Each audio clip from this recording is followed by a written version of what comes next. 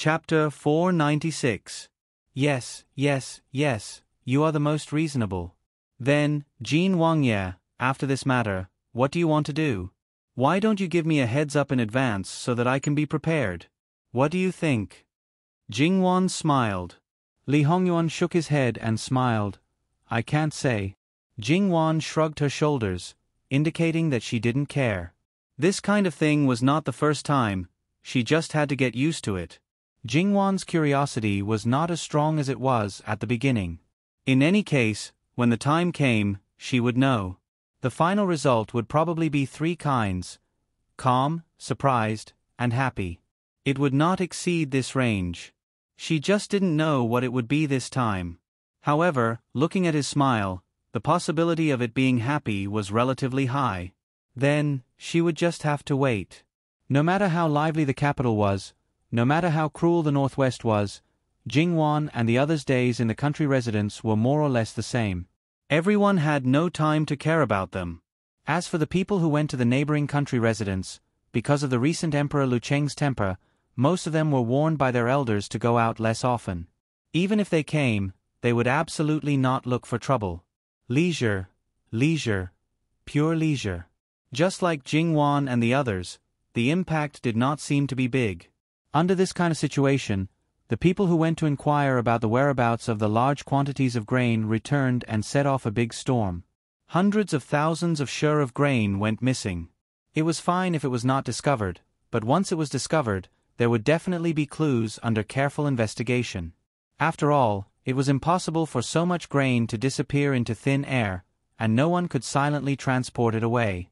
Therefore, in the end, it could only be said that the people who touched the granary this year were unlucky. This kind of thing, one would know that it would not be the first time it happened. However, this year's people, or perhaps after last year's autumn harvest, some people's greedy hearts multiplied. Their appetites were too big, but it had always been peaceful. When it came to this year's autumn harvest, the matter could be settled. As a result, a war broke out and the granary was opened in advance. Since they couldn't get the grain back, they could only watch on helplessly. They could only hope that they wouldn't be found out, or that the higher-ups wouldn't throw them out to take the blame. When they left, the faces of the people from the Ministry of Revenue were not very good. When they returned, they were even more dejected. Even their treatment had completely changed. From this, it was clear that the disappearance of a large amount of food was most likely due to embezzlement. It might not have anything to do with the Minister of Revenue, but from his dejected appearance, he was either angry that his own people had failed to live up to his expectations, or that some important figure involved in this matter was greatly related to him. However, due to Lu Chengdi's deliberate suppression, the matter was exposed relatively late. After all, at the beginning of the war, the people who did these things knew that they would be found out sooner or later. Therefore, during these few months, they tried their best to clean up the mess. Although it was impossible to clean up the mess completely, it was true that a lot of evidence could not be found. Therefore, in the end, only some relatively important people would be thrown out. Those who really felt guilty or benefited the most would escape. After being busy for so long and not being able to catch the mastermind, many people were still depressed. Even if Luo Peishan's body was in good condition, but in the end, he was old. After rushing all the way, when he returned home, his condition wasn't very good. He was physically and mentally exhausted. Luo Peishan was originally a person who was strict with himself. The matters of the day would not easily be left for the next day. This time, when he came back, he directly returned to the main courtyard and didn't want to move. It was just that he didn't rest for long when a servant came to report that the doctor of Jin Qin Wang Fu had come to take Luo Shongshu's pulse under Wang Fei's orders. With such a filial granddaughter, even if he was tired, his heart was also warm and his body seemed to be much more relaxed. Gong Jiu took Luo Peishan's pulse and there wasn't any major problem. Basically, it was caused by the weakening of the body's functions due to old age. After a period of proper recuperation, it wouldn't affect his lifespan. It was just that he didn't dare to guarantee that his body wouldn't deteriorate. After all, this person's condition was really hard to predict. Gong Jiu gave Luo Peishan an injection to relieve the discomfort in his body. It could be said that the effect was immediate. Luo Peishan clearly felt much more relaxed and let out a big sigh of relief. Gong Zhou prescribed medicine. Whether it was out of the heart of a doctor or because of his master's instructions, he gave a few more words of advice. Even if it was the doctor of the Wangfu, the people of the Luo family were still more respectful. This was because Luo Rongyan's generation was still in the Yamen, and it was Luo Jingde who personally sent him out. On the way back, Luo Peishan was there saying that his granddaughter was good. His granddaughter was a considerate little cotton-padded jacket. He was disdainful of the bunch of grandchildren and also scolded the few sons who hadn't returned yet. From his words, it seemed that when they returned, they would probably have to enter the study again to receive their father's education of love. The few grandchildren wisely chose to keep their mouths shut and silently listen. If they dared to open their mouths at this time, they would have to receive the education of love now. However, at night, Luo Shongshu didn't manage to scold his sons because his second son, who was determined to climb up the social ladder, really gave him a big surprise this time. Luo Rongyan wanted to be a good father and be the support of his daughter. He abandoned his own preferences and always left the capital early and returned late. In February and March, he even left the capital for a period of time. After that, he returned a few times, but it seemed that he didn't do anything serious. Because he was the father of Jin Wangfei, his colleagues and superiors respected him and flattered him. It was originally an idle position, and they wouldn't let him do anything. Even when everyone else was busy, it seemed that he still had nothing to do. How could he make progress like this? Luo Peishan was also busy and couldn't be bothered to care about him. Perhaps it was because he wanted to see what he could do. Logically speaking, if one wanted to make progress, he would find something to do even if he had nothing to do. Luo Rongyan was indeed like this, but he didn't take the usual path. Therefore, Luo Peishan didn't expect that he would actually accomplish such a big thing without anyone noticing. Luo Peishan flipped through the thing in his hands that looked like an account book. It recorded the year, month, and day, how much grain was transported from where to where, how much it was worth, which granary it was from, and even the person in charge of selling it and the other party's contact. It could be said that it was coarse compared to a normal account book. However, compared to the information that Luo Peishan and the others brought back when they went out, this thing was countless times more detailed. At the end, there was a total amount of grain that was very small compared to the amount of grain that was lost. Luo Peishan looked at the account book, and then looked at his son. There was an inexplicable, complicated feeling in his heart. Why did you pay attention to this?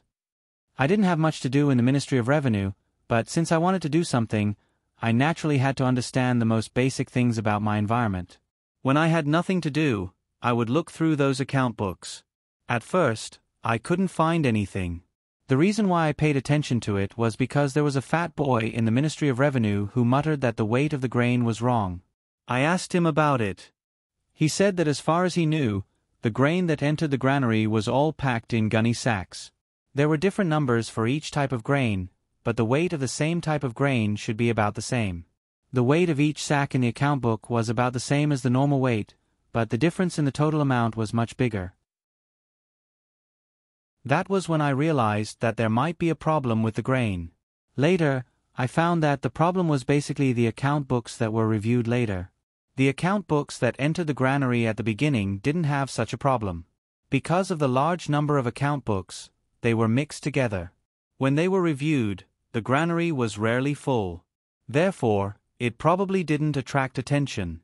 I spent some time sorting out the account books for nearly 10 years. There were problems every year, but the number of problems this year was particularly large. However, the most serious problem was from 7 years ago. Luo Peishan tapped the table with his fingertips. Although he wasn't in the Ministry of Revenue, he actually knew the affairs of the various ministries by heart. In other words, no matter which department he was thrown into, he would be able to mix in. The grain that was collected by the Ministry of Revenue every year, other than the initial entry into the granary, there were at least 2 more complicated reviews. The review time was before the next entry into the granary. However, it was impossible for the granary to only enter and not leave. Some granaries were already gone without waiting for the review. The people who entered the granary and the people who reviewed it were not the same batch. However, There was basically no one who seriously reviewed the sacks one by one. It was very easy to do so. And if there was a problem, the next year, the fake grain would be disposed of and replaced with new ones. Everything would be fine. Because there was a problem, you went to investigate? Yes. You're not young anymore, but you're acting like a brat. You act on impulse. Have you ever thought that if those people behind the scenes were to find out, you might even bring a fatal disaster to yourself, or even your entire family? Have you ever thought about this? Father, of course I've thought about it. Before I went to investigate, I made preparations. Even if it was the Ministry of Revenue's account books, I read whatever was there and didn't pick one type. When I read, I didn't make any records, so no one would notice. I also found a reasonable reason to leave the capital and didn't mention it to anyone. Even the manservant by my side didn't know what I was doing. Moreover, I didn't leave the capital for long. Logically speaking, I shouldn't be able to find anything in that little time. Luo Peishan was a little surprised. Then how did you investigate? Luo Rongyen suddenly touched his nose and was a little embarrassed. Father, well, no matter what world it is, there will always be people from all walks of life. These people know a lot of things.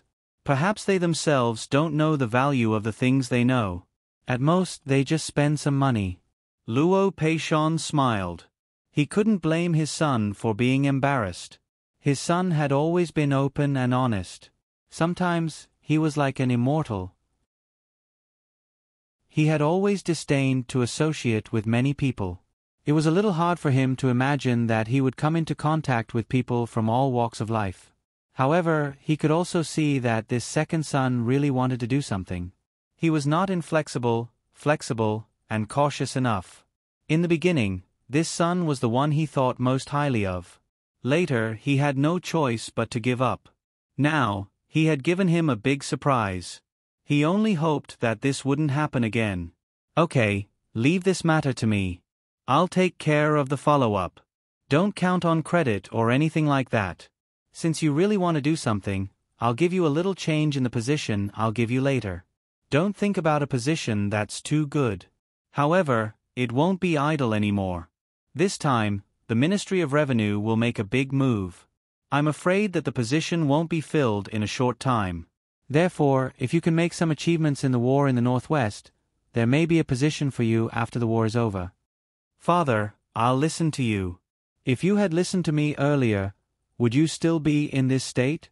Would your daughter have to acknowledge an adoptive mother before she can be a princess? Luo Peishan said angrily. Luo Rongyen shut his mouth and didn't answer. If he continued, he would be an unfilial son and an incompetent father. Okay, go back and rest. Luo Peishan started to dislike him again when he talked about the past. However, after Luo Rongyen left, Luo Peishan was also worried. How to fabricate the origin of this account book, and how to make it appear reasonable. After thinking for a long time, he didn't have any good ideas. He simply let it go and handed it over to Jin Qin Wang. It would be a waste not to use his grandson-in-law. Moreover, these people all worked for him. When they encountered trouble, if they didn't look for him, who would they look for? Luo Shongshu also had a clear conscience when it came to finding trouble for his master. When Li Hongyuan obtained the item, especially when he knew that it was his father-in-law's handiwork, he was really surprised. This father-in-law of his could be considered to be a surprise? However, no matter whether it was true or not, with this thing, the fish that could be caught could become a lot bigger. As for how to make it appear reasonably, didn't they all say that Jin Qin Wang had always been an expert in finding someone to take the blame? However, they couldn't take it out as it was. The current situation wasn't suitable to cause too much turmoil. At the very least, the Minister of Revenue had to be kept. Therefore, don't look at the Minister of Revenue's dejected appearance, who knew what he was thinking in his heart. However, even if they kept him, they would at most keep him until after the war in the Northwest. Li Hongyuan started to change some places and then threw it to his subordinates to copy. After it's done, send it to Yun Nyang of Rouge Pavilion. Jing Wan lit a candle for this once illustrious Princess He Yang who was dragged into the water. Her legend had long disappeared in the Jianghu. She was just earning some money to spend, but she was still dragged out to wade in the muddy water. She didn't know if she would be all right the first night, but the next day, she would find an extraordinary item on the table and become irritable. Yun Yang wasn't irritable, but that charming face was somewhat ferocious. His mother, she was already so old and still couldn't be at peace. However, the matter had fallen on her head. No matter what, this was her country. Naturally, she wouldn't allow those vermin to endanger this land.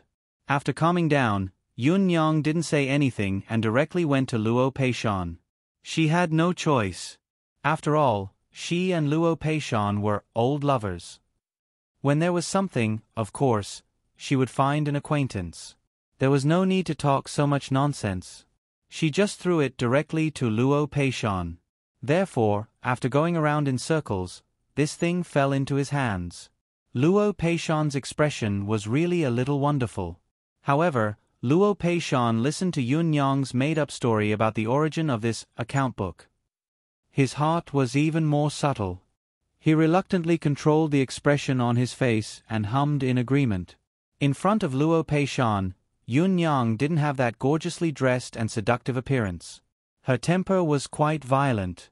Rolling up her sleeves and slamming the table, she didn't look like a woman at all. Luo Peishan felt a headache. It must be said that Yun Yang was the kind of person that he was the worst at dealing with. Therefore, whether it was decades ago or now, he could only concede defeat every time they met. This woman, if he could hide, he would do his best to hide. Jin Qinhuang could have chosen anyone else. Why did he have to choose her? Was this revenge for throwing a hot potato to him to deal with? Well, no matter if this hot potato was hot before or not, after going around in circles, Luo Peishan didn't feel the slightest bit of sensation when he held it in his hands. After Yun Yang left, because Luo Peishan found that the account book had been changed, he opened it to take a look. After discovering the changes, he quickly understood Jin Qinhuang's intention. Luo Peishan stroked his beard. You say, at such a young age, how could he be so shrewd and ruthless in handling matters? Sometimes, these old fellows felt ashamed of their inferiority. Facing this kind of Jin Qinhuang, they simply felt that he was more like an emperor than Lucheng Emperor. Moreover, he was used to sitting in that position and was an emperor who handled the affairs of the world with ease. He was simply born to be an emperor. However, when Luo Peishan left the study, he found that the way everyone looked at him was a bit strange. It was a bit inconceivable, especially the servant girls. When they looked at him, it was as if they were looking at a heartless man. There was a bit of indignation and also a bit of unspeakable disappointment. Luo Shongshu expressed that it was really inexplicable. What did he do to make each and every one of them have this kind of expression? Moreover, a group of servants, looking at their own master like this, what kind of appearance was that? Grandfather, I heard that the woman you raised outside came looking for you. We all thought that you were a good person, but we didn't expect that at your age, you actually. If grandmother knew, she would be so sad. Luo Jinghua and his brothers came together, and Luo Jinghua, probably under the influence of Jingwan, was not as fearful of Luo Peishan as before. Occasionally, he would even speak rudely.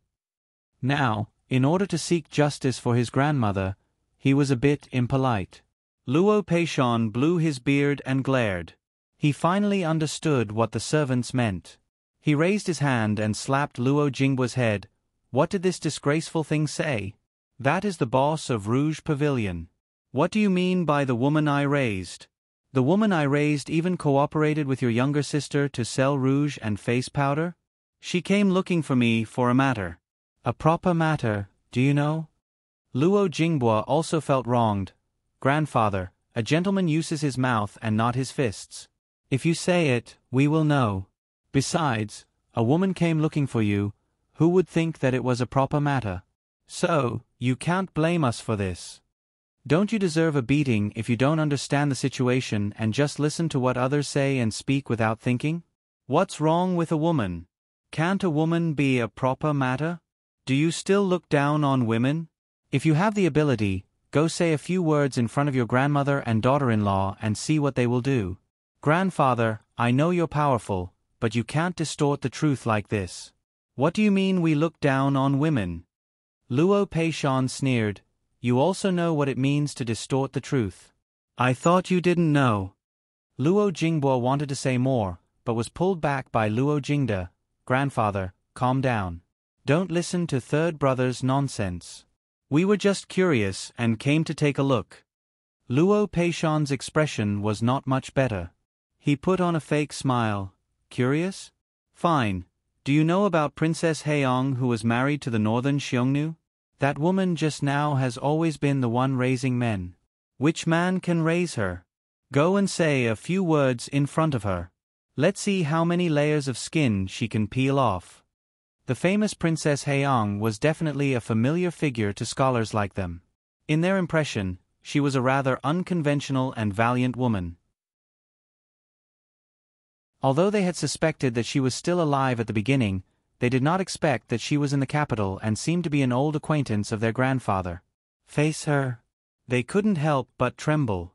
However, when they thought of the princess's nickname, they felt that something was wrong with their grandfather. Grandfather, are you sure you haven't been together before? The look in their eyes was so obvious that Luo Peishan was so angry that he almost fell over. He picked up the booklet in his hand and slapped it 3 times. All 3 of them ate the booklet. All of you, go to the study and wait for me. I'll go to the palace and test you when I come back. If you don't pass, hee. At this time, the 3 brothers were completely listless. Grandfather was the 3rd in the imperial examinations back then, and his literary attainments were comparable to that of the great Confucian granduncle. They had seen the scene of them discussing together. It could be said that it was fierce and fierce. They didn't even have the right to interrupt. Therefore, if they were seriously tested by their grandfather, they would probably die miserably. If they had known this would happen, why did they do it just now? Luo Jingde and Luo Jingming looked at Luo Jingbo with a bit of hidden bitterness in their eyes. Third brother, tell us, what should we do? Luo Peishan directly went to Lu Qingdi and handed him the booklet. When he heard Luo Peishan's background, Lu Qingdi was a bit surprised. Official Luo is familiar with Imperial Aunt? Replying to Your Majesty, when I was still in office, I met Her Highness a few times. Lu Qingdi naturally knew Imperial Aunt's style very well. He didn't believe that Imperial Aunt would directly go to Luo Peishan just because they met a few times. Obviously, it wasn't that simple. It was obvious that Lu Qingdi was thinking the same way as Luo Jingbo and the others. His grandson could be casually taught a lesson, but the emperor obviously couldn't. Therefore, official Luo simply lowered his head and pretended that he didn't know. Jokes were jokes. After laughing, it was over. Serious matters were more important. Lu Qingdi flipped through the booklet. The more he read, the colder his face became. I didn't know that I spent so much of my salary to raise a bunch of vermin. Not only that, but they also made me lose face in front of Imperial Aunt. Imperial Aunt has been away from worldly affairs for many years, but in the past 2 years, she has repeatedly made a move. What face do I, as the emperor, have? So, the focus is not on the booklet, but on your face? Luo Peishan didn't want to say anything more. In any case, he was completely disappointed in the current emperor. Fortunately, Lu Qingdi didn't seize the booklet. Instead, he transferred it to the Ministry of Justice and the Supreme Court, letting them do what they should do. However, according to Luo Peishan's thoughts, it was probably because Princess Haeyong was involved that the emperor had no choice but to do so. The emperor himself might have wanted to keep the peace. Therefore, in the entire Ministry of Revenue, the right assistant minister was also removed. Under the assistant minister, half of the middle level was removed, and the bottom level was removed. The Minister of Revenue was now alone. He was even more dispirited than when he returned to the capital a few days ago. Now that things had come to this, he simply handed in a booklet and asked to retire. According to him, such a thing happened to the Ministry of Revenue, and he was also responsible for negligence. He was too ashamed to stay in this position. Your Majesty, now is the time to use people. Although Lord Qi is responsible for negligence, we can't blame him entirely. The human heart is the most difficult thing to understand. As a minister, Lord Qi has many things to do. It's normal that he didn't notice something. Why don't we let Lord Qi make up for his mistakes by properly arranging the provisions for the Northwest? The rest of the problem can wait until after the war. The Grand Secretary of the Cabinet was the first to stand up and plead. There would be a second one. One after another, people stood up to plead for mercy. However, such a scene made the Minister of Revenue feel moved on the surface, but vomit blood in his heart. He wanted to retreat in order to advance, but in the end, he had to make up for his mistakes. Where should he go? Did he have to wait until after the war? Didn't they say that the Grand Secretary was smooth and slick? Why didn't he know how to understand other people's intentions now? In the end, was he pleading for mercy, or was he swindling people? If you ask Lord Ruan, he might tell you. Of course, he was swindling people. The part of the book that was crossed out by Jin Qin Wang was all about the Minister of Revenue. It was only temporarily letting him go. Did he really think that his tail hadn't been caught and wanted to retreat in order to advance? It wasn't as beautiful as this even in his dreams. Beloved official Ruan is right. Beloved official Qi doesn't need to say anything more. Doing a good job is the most important thing. Lu Chengdi made the final decision. Li Hongyuan had a very accurate grasp of Lu Chengdi's mentality. If he really connected with a Minister of Revenue, perhaps Lu Chengdi would suppress the whole matter. Using a left assistant minister of the Ministry of Revenue as bait already made him mentally and physically exhausted. If there was another Minister of Revenue, he wasn't even sure if his heart could bear it. The Ministry of Personnel had the right to directly appoint officials below the 4th rank. Therefore, Luo Peishan was the first to replenish the middle and lower ranks of the Ministry of Revenue. However, there was still a part of the vacancy. The Ministry of Revenue was in charge of the provisions. In the end, they were stretched too thin and had no choice but to transfer people from other places. Therefore, after going around in circles, it still reached this step. The matter finally came to an end. The final result was placed on Li Hongyuan's table. It was completely within expectations. Compared to these completely arranged matters, Jingwan was actually more interested in the gossip about her grandfather.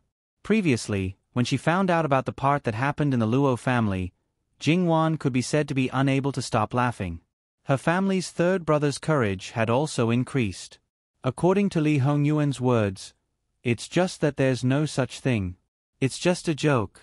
That's why you can laugh.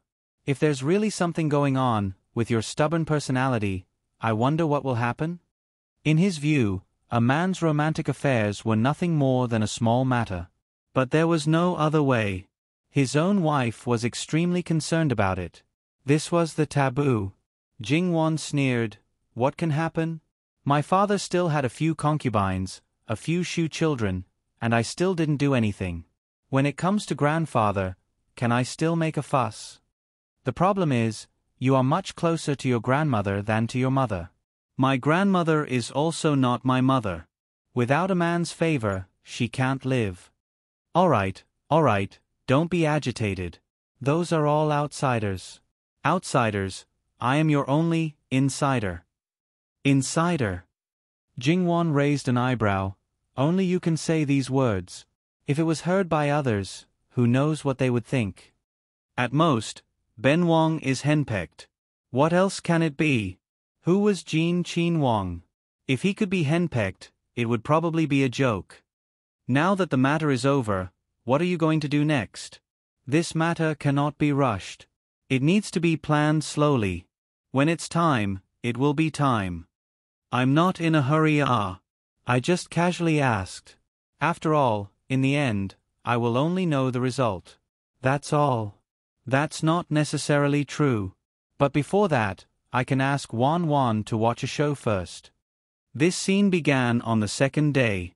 It was broad daylight, and everyone was doing what they were supposed to do. Imperial concubine Su's maiden home suddenly caught fire, and the fire was like adding fuel to the fire.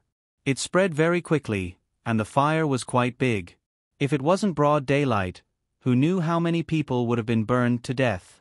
Everyone in the residence was busy putting out the fire. The people who were usually well dressed were all covered in soot and grime. And in this situation, someone openly walked into the Su family's most important study room. 3 people searched very quickly and did not leave any traces.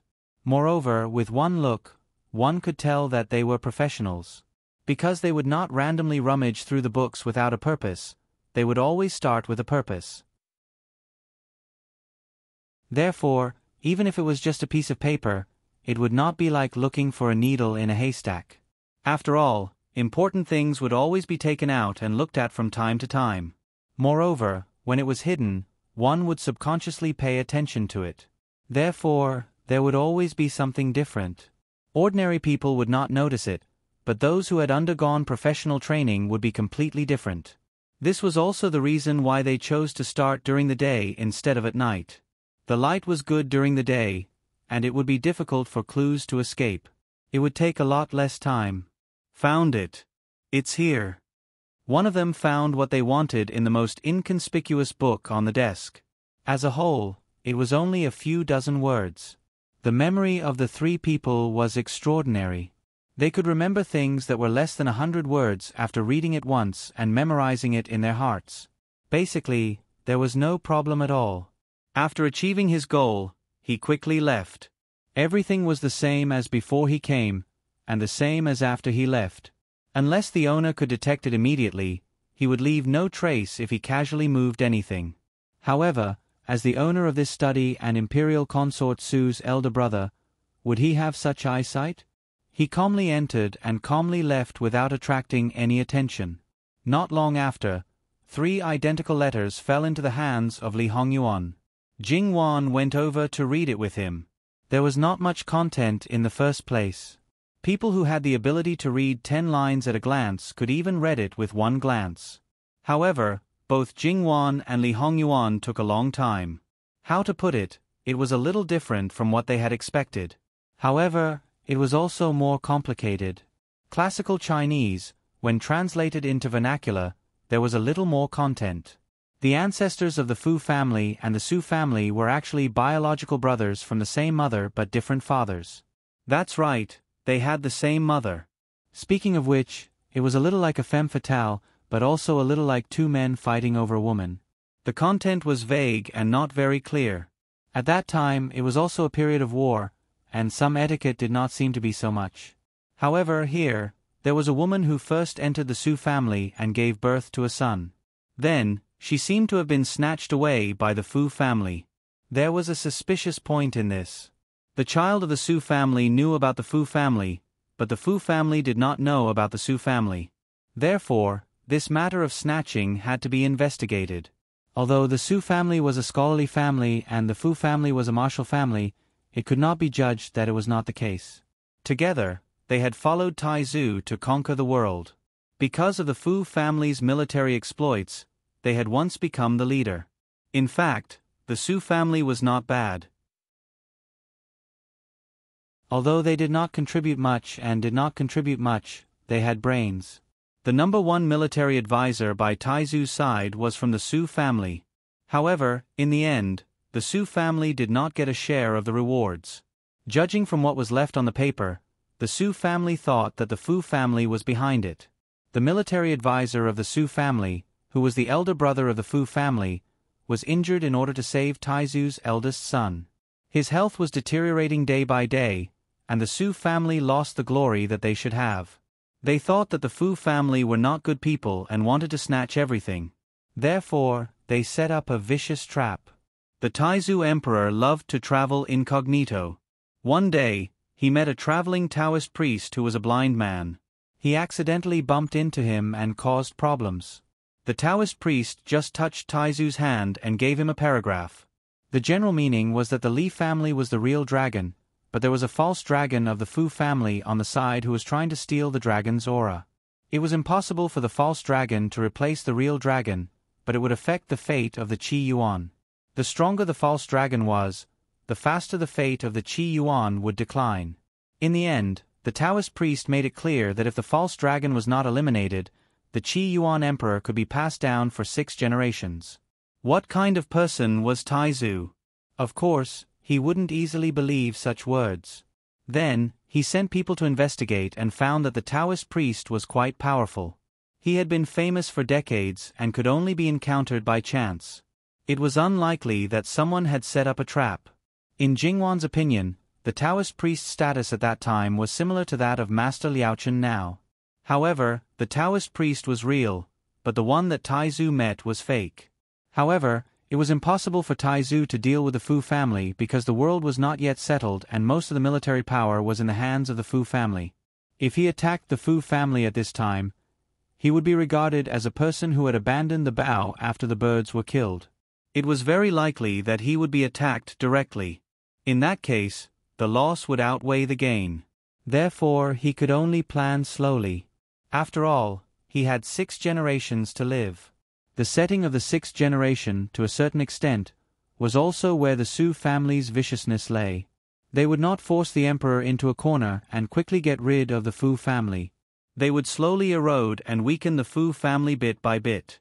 Generation after generation, they would have to suffer a lot. Cutting their flesh with a blunt knife was too painful. However, the Fu family was unexpectedly stubborn.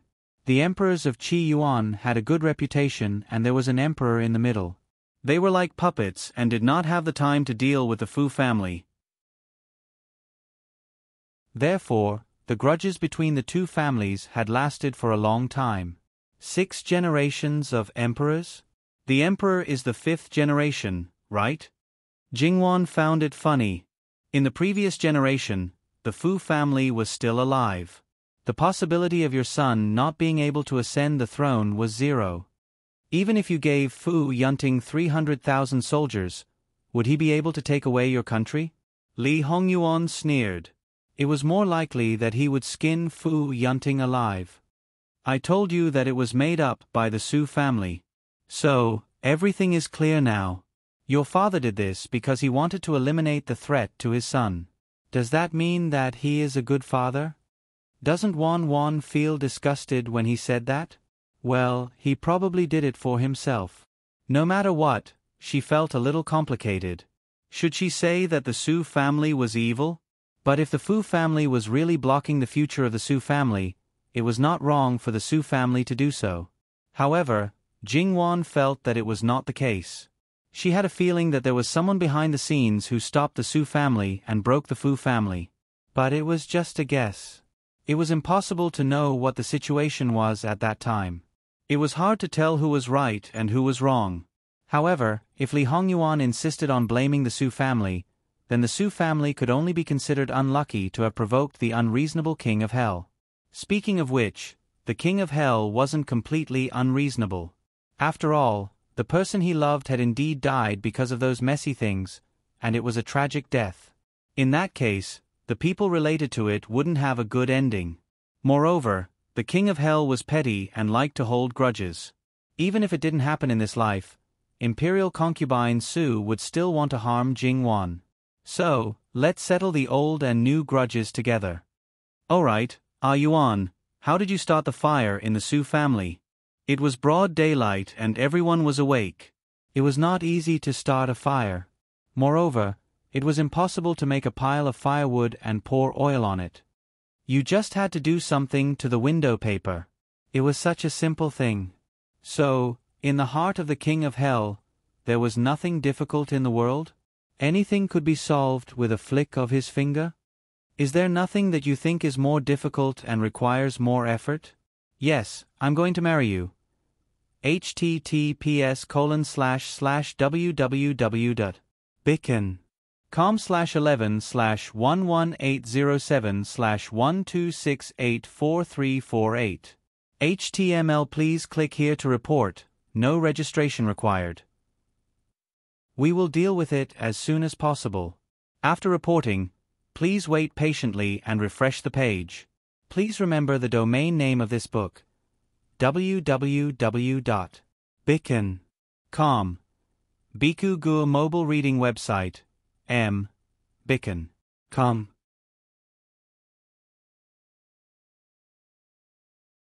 Chapter 497.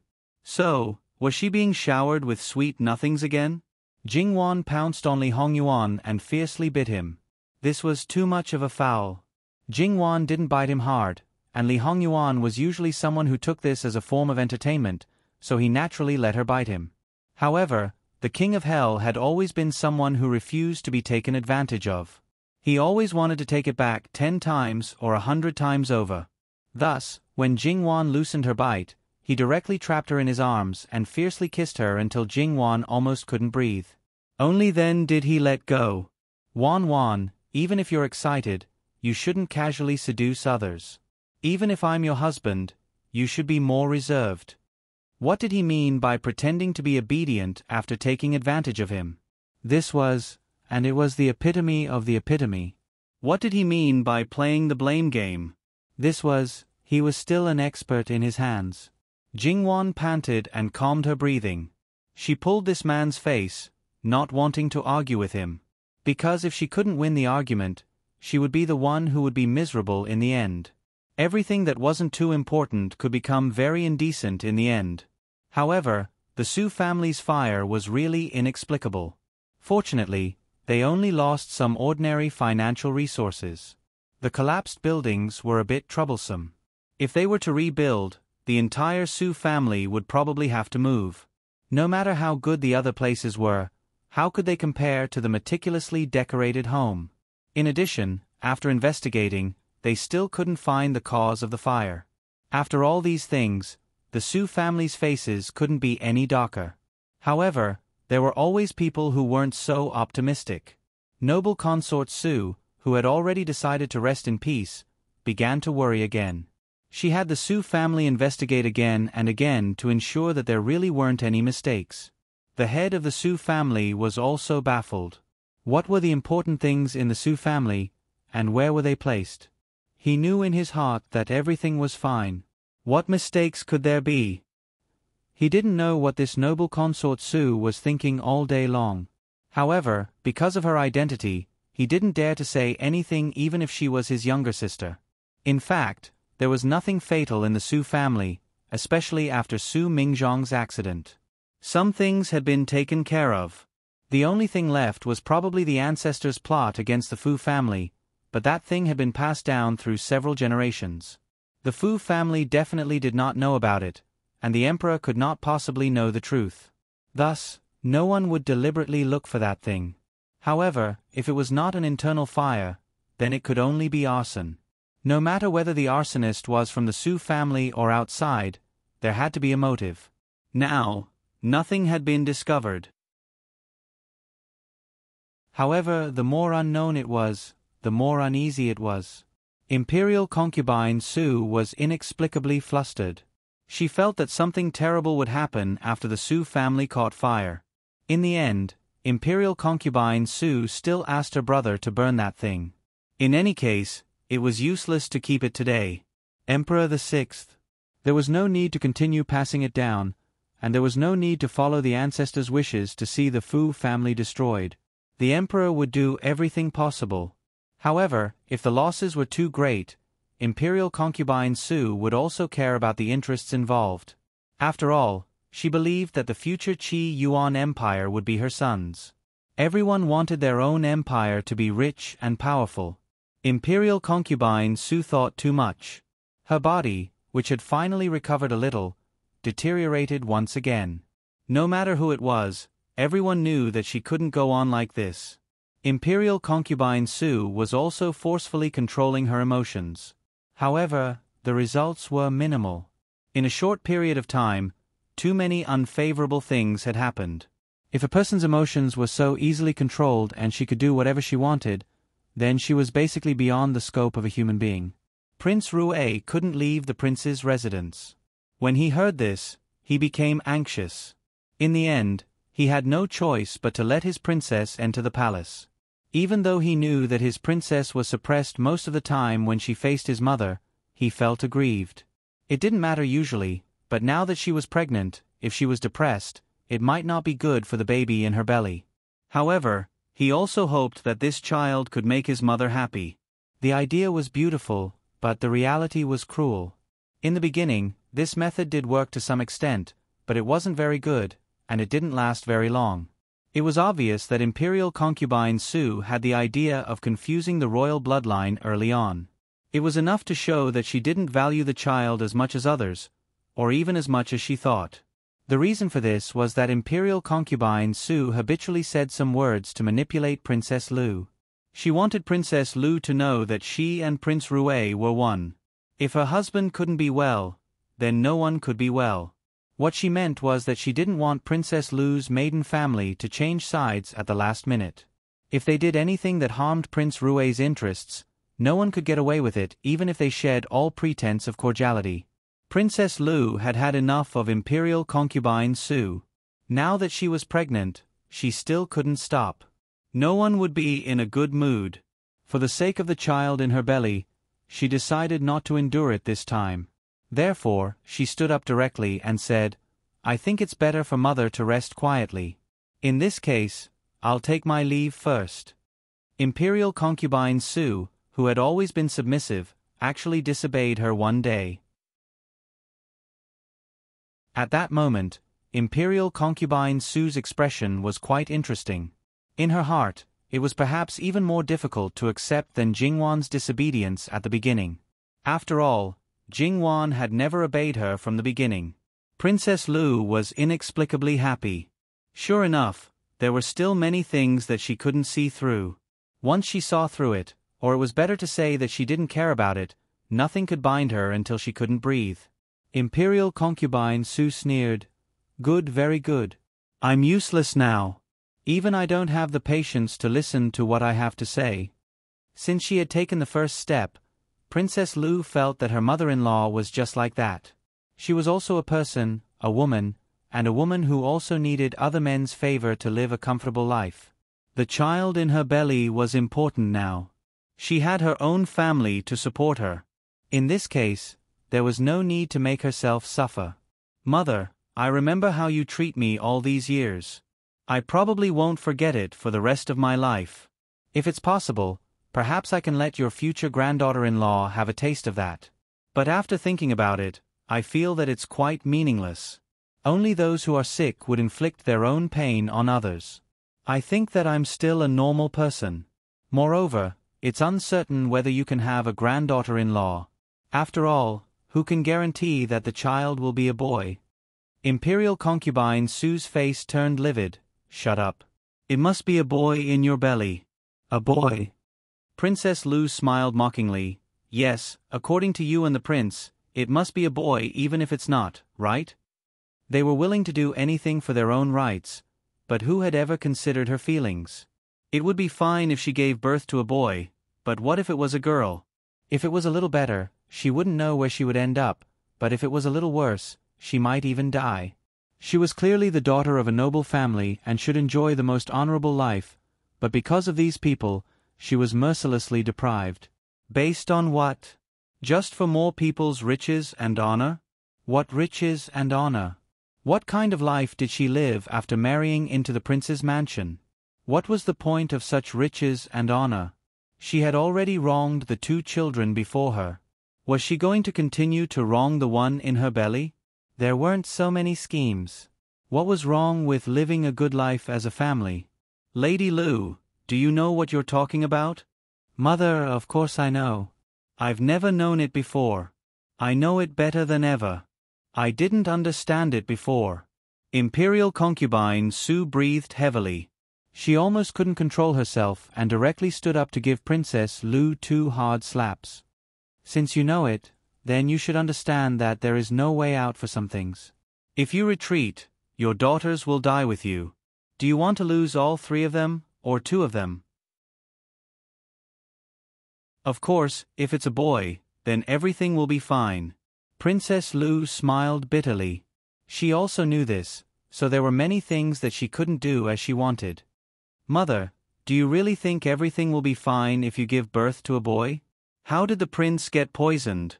Even if you give birth to a boy, the person behind the scenes can make an issue of it, right?" Daughter-in-law hopes that imperial concubine mother and Prince Wang Yi will be more skillful in the end and get what they want. Daughter-in-law is not doing this for my own glory and splendor. I just want to save the lives of my 2 daughters. Anyway, daughter-in-law does not expect them to have a good future. After all, there are not many princesses in the imperial family who have good days. especially their father, who has never put them in his eyes. The corners of Imperial Concubine Sue's mouth twitched. For a moment, she really didn't know what to say. Mother, take good care of them. If there's nothing else, I won't enter the palace before the child is born. At least now there is a piece of meat in my belly as an amulet. Let me enjoy myself for a while. As for after the child is born, who knows what will happen? Maybe I will even lose my life. Therefore, I should enjoy myself as long as I can. Otherwise, when I am about to die, I will recall that I have lived a sullen life for the rest of my life. If I am lucky enough to survive, I will be at your disposal. Imperial Concubine Sue dragged her heavy body and squatted. Then she turned around and left. Although her movements were slow, they were unusually firm. Whether it was the servants around Imperial Concubine Sue or the servants around Princess Lu, they were all trembling violently at this moment, because they heard something that they didn't dare to hear. Imperial Concubine Sue felt dizzy. She rubbed her temples weakly. Call people in, drag them out, and flog them to death. These words were obviously said to the chief palace maid beside her. The palace maid suppressed her fear and said, yes. She wasn't sure whether she would be flogged to death or not. The palace maids and eunuchs were so scared that they collapsed to the ground. However, they subconsciously begged for mercy, hoping that Imperial Concubine Sue would give them a way out. They promised that they wouldn't tell anyone about it. Otherwise, they could become mute. They just wanted to keep their lives. Imperial Concubine Sue was very uncomfortable now. How could she have the strength to deal with them? She didn't even want to say a word. Princess Lu moved slowly and was supported by her maid. They hadn't walked far when she heard the noise. Her expression was normal, but she clearly felt the maid's fear. Hold on tight. If I fall, you will really die with me. Watch your mouth. You will be fine before the child is born. Thank you. Thank you, Princess. She breathed a sigh of relief. Her life was saved for the time being. Why are you thanking me? I am the one who put you in this situation. As servants, we all know how you are, Princess. But why can't you bear it for a while? You just want to be happy. There are some things that you shouldn't say. In this way, when the child is in your belly, you can live a carefree life like Princess Jean. It doesn't matter. Princess Lu glanced at her in surprise. I didn't expect that you are so good at talking. You are usually a little dull. I know what you said. But some people just don't know and don't want to know. I have had enough of these days. Moreover, pregnant women have a strange temper. Most of the time, they probably can't control themselves. It doesn't matter if they say it. After Princess Lu left the palace, she didn't go back to Prince Rue's mansion. Instead, she asked someone to go to the farm directly. Because she didn't want to face her husband now. She was afraid that she couldn't help saying something she shouldn't say to him. Therefore, she tried to avoid it as much as possible. Anyway, her husband couldn't leave the mansion now. Prince Rue was practicing calligraphy in Prince Rue's mansion. When he heard that Princess Lu went to the farm and his mother beat several people around him to death, he didn't know the specific reason. He finally calmed down, but suddenly, he became irritable again. Go and take the princess back to the mansion immediately. Prince Rue's eunuch complained incessantly. If the princess wanted to come back, she wouldn't go to the farm. Moreover, the princess was precious now. They didn't dare to be rough. Therefore, before they went out, they were doomed to make a wasted trip. However, they couldn't tell Prince Rue about this. They just had to make a trip and come back to be punished. It would be better if they could be a little late. As expected, Princess Lu sent them away easily. Anyway, her two daughters were also in the farm. It didn't matter. The eunuch could obviously feel the change in Princess Lu's attitude. All this happened after she entered the palace. Then, maybe it was a very wrong decision to let the princess go to the palace this time. People in Prince Rue's mansion, no matter whether they were servants or concubines in the backyard, were in deep trouble.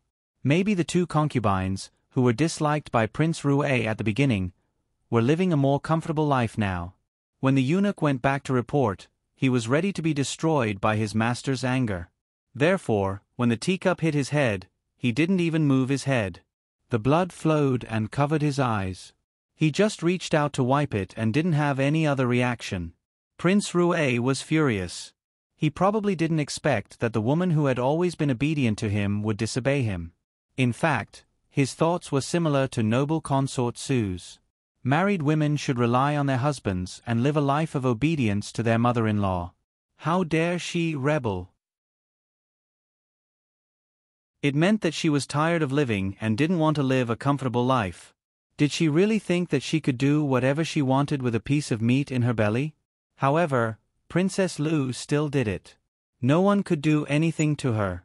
Not long after, Jingwan naturally knew about it. Although she didn't know the details, she knew that Princess Lu must have quarreled with noble consort Su and her son. However, Jingwan didn't have a bad impression of Princess Lu. She didn't have a bad impression of her, let alone a good impression of her. She didn't care about it now. In the future, when it was time to scheme against her, she would scheme against her. She would never say anything about it. However, when Jingwan wanted to ignore it, Princess Lu came to her. Jingwan raised her eyebrows. For the sake of the pregnant woman, she met her. After all, it was really hard for a pregnant woman, especially when there were too many people expecting a boy in her belly. It must be very stressful for a pregnant woman. She didn't worry that something would happen. According to how much Princess Lu valued the child, it was impossible for anything to happen. Moreover, even if something happened in her farm, she wouldn't do anything in the end according to the nature of the King of Hell. Jingwan originally thought that her sister-in-law's situation wouldn't be very good. However, after seeing her, she was much better than expected. She looked very clear-headed and didn't seem to be under heavy pressure. Jingwan was surprised. "Why do you want to come here today?" Jingwan asked the servants to prepare tea and snacks. Of course, the tea was healthy flower tea, which was good for pregnant women. Princess Lu waved away her maidservants and nannies. She directly took a sip and said, "Sixth sister-in-law, the things here are special. Can you give me some later?" Her attitude was so relaxed that it was a little surprising. "Third sister-in-law, you are very precious now. I don't dare to give you the things that you want to eat. Well, I will give you the recipe. You can go back and ask someone to make it. It's not difficult, and it won't take long." "Okay." Princess Lu nodded without hesitation. "Before I came here, I thought that you would be comfortable here. As expected, after entering the farm, my mood became better. I'm afraid that I will have to disturb you in the future. I'm thick-skinned this time. Please forgive me, sixth sister-in-law." Jingwan really suspected that something had happened to her third sister-in-law. It was as if all the shackles on her body had been removed. She was so relaxed and carefree that she only lived for herself. She thought for a while. It seemed that noble consort Su seemed to be worse. Maybe it was true. If noble consort Su was worse, Jingwan felt that she would be better. Although the enemy of an enemy might not necessarily be a friend, and noble consort Su and noble consort Lu were probably far from enemies, as they disobeyed the same mother-in-law, they could still talk about some unimportant topics calmly. Princess Lu came to Jingwan just to chat. The reason why she came to Jingwan instead of others was that this sixth sister-in-law lived the most comfortable life. Apart from all kinds of grievances, her personality was actually quite likable. Princess Lu envied Jingwan. She used to be, and she still was. However, it was just a kind of feeling in her heart. She would not do anything because of it. Now, perhaps it was more complicated. Because now, when she saw her sixth sister-in-law smiling like a flower and saw that her eyebrows were relaxed and her face was rosy no matter what, she felt better. Princess Lu touched her belly and said with a smile, "The baby will definitely like you in the future, right?" Jingwan smiled and raised her eyebrows. "Third sister-in-law, why do you say that?" "Because it's still in my belly. Because you're here, it can make his mother feel better." What kind of show was this again? Then, Jingwan laughed. It was just a casual chat. There was no need to think so much. Even if she had a purpose, she could just deal with it as it came. Third sister-in-law, well, I like what you said. I hope that the baby can also please my sixth aunt. Princess Lu touched her belly again and said with a smile, Good girl, please your sixth aunt in the future. Your sixth aunt has a lot of treasures. If you please her, you will get a lot of benefits. Jingwan did not want to think too much.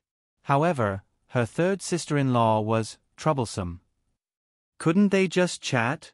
Princess Lu stayed at Jingwan's place for 2 hours. At first, she just sat and then took Jingwan to walk around with her.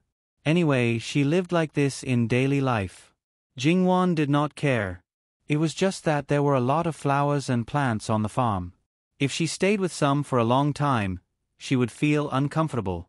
She could not take it lightly, especially for pregnant women. She told her directly, and Princess Lu did not refuse to listen to her. She just walked around in those places where she could definitely go. She really looked like the most ordinary sisters-in-law. Jingwan could obviously feel that Princess Lu was very relaxed. After sending them off, Jingwan stood there quietly for a while. In the end, she gave up. There was no need to trouble herself. Anyone who had a little bit of doubt would have to go through all the twists and turns to understand. Wouldn't that be exhausting? Princess Lu was really a woman of her words. She came to Jingwan's place to report every few days. She had already said that she would be thick-skinned. What else could she say? It was fine if it was just 1 or 2 times, but if it happened more often, it would take up more of Jingwan's time. The King of Hell expressed his displeasure, but he was a man after all. How could he be so calculative with a pregnant daughter? However, he could not do anything directly. So, he asked someone to find something for Jingwan to do. He wanted her to know what was good for her. Every time she was called away, Jingwan's so-called thing was to see someone, leaving Princess Lu alone. Jingwan did not know whether to laugh or cry. She said that this man was childish, but he did not admit it. Well, she did not say it in front of him. After so many times, Princess Lu also realized it. Especially when it was the right time, her sixth sister-in-law would be happy.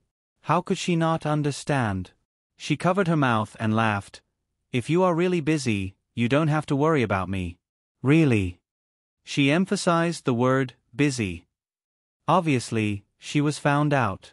Jingwan touched her face subconsciously, wondering if someone had left some obvious marks on her body. She scolded him secretly.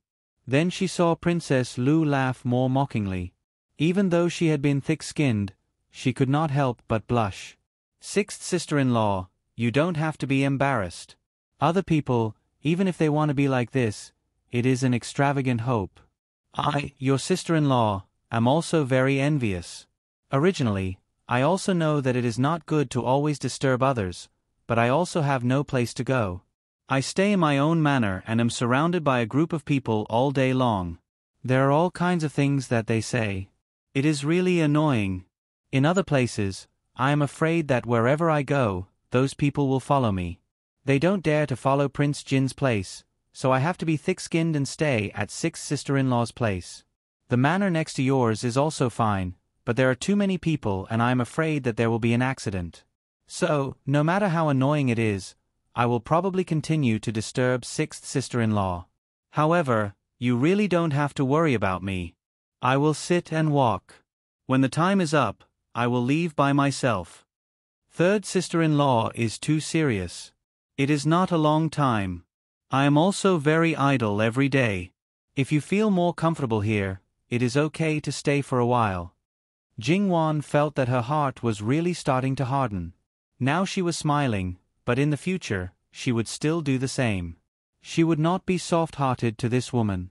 Princess Lu nodded. As for Princess Lu's words, she did not hide it from the people around her. Among those people, there were not only people sent by Prince Rue, but also by noble consort Su.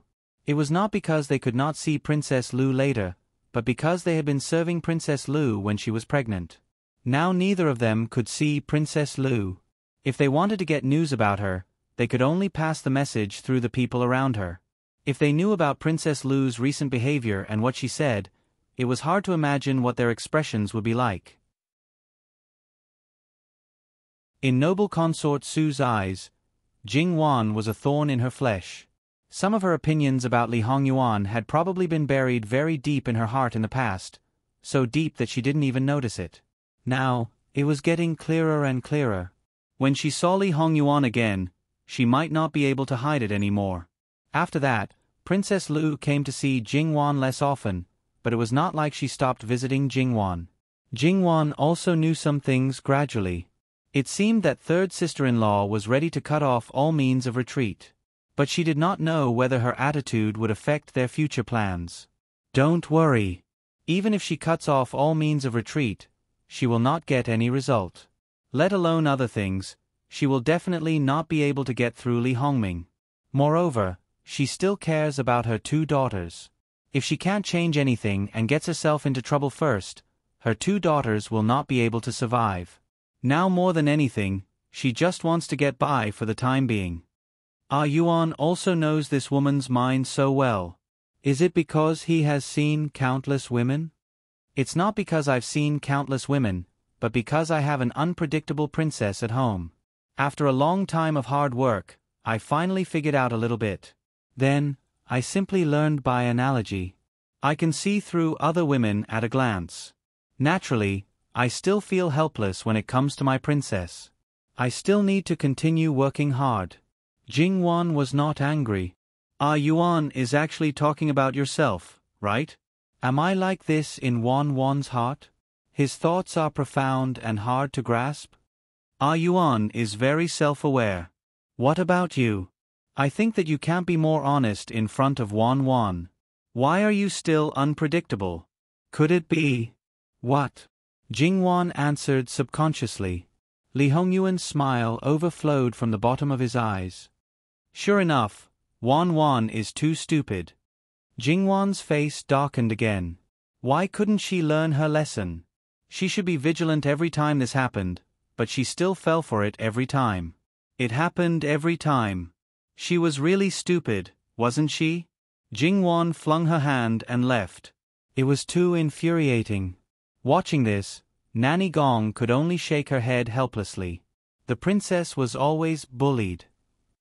In addition to the fact that she was young and weak, the most important thing was that she was the one who let the prince out.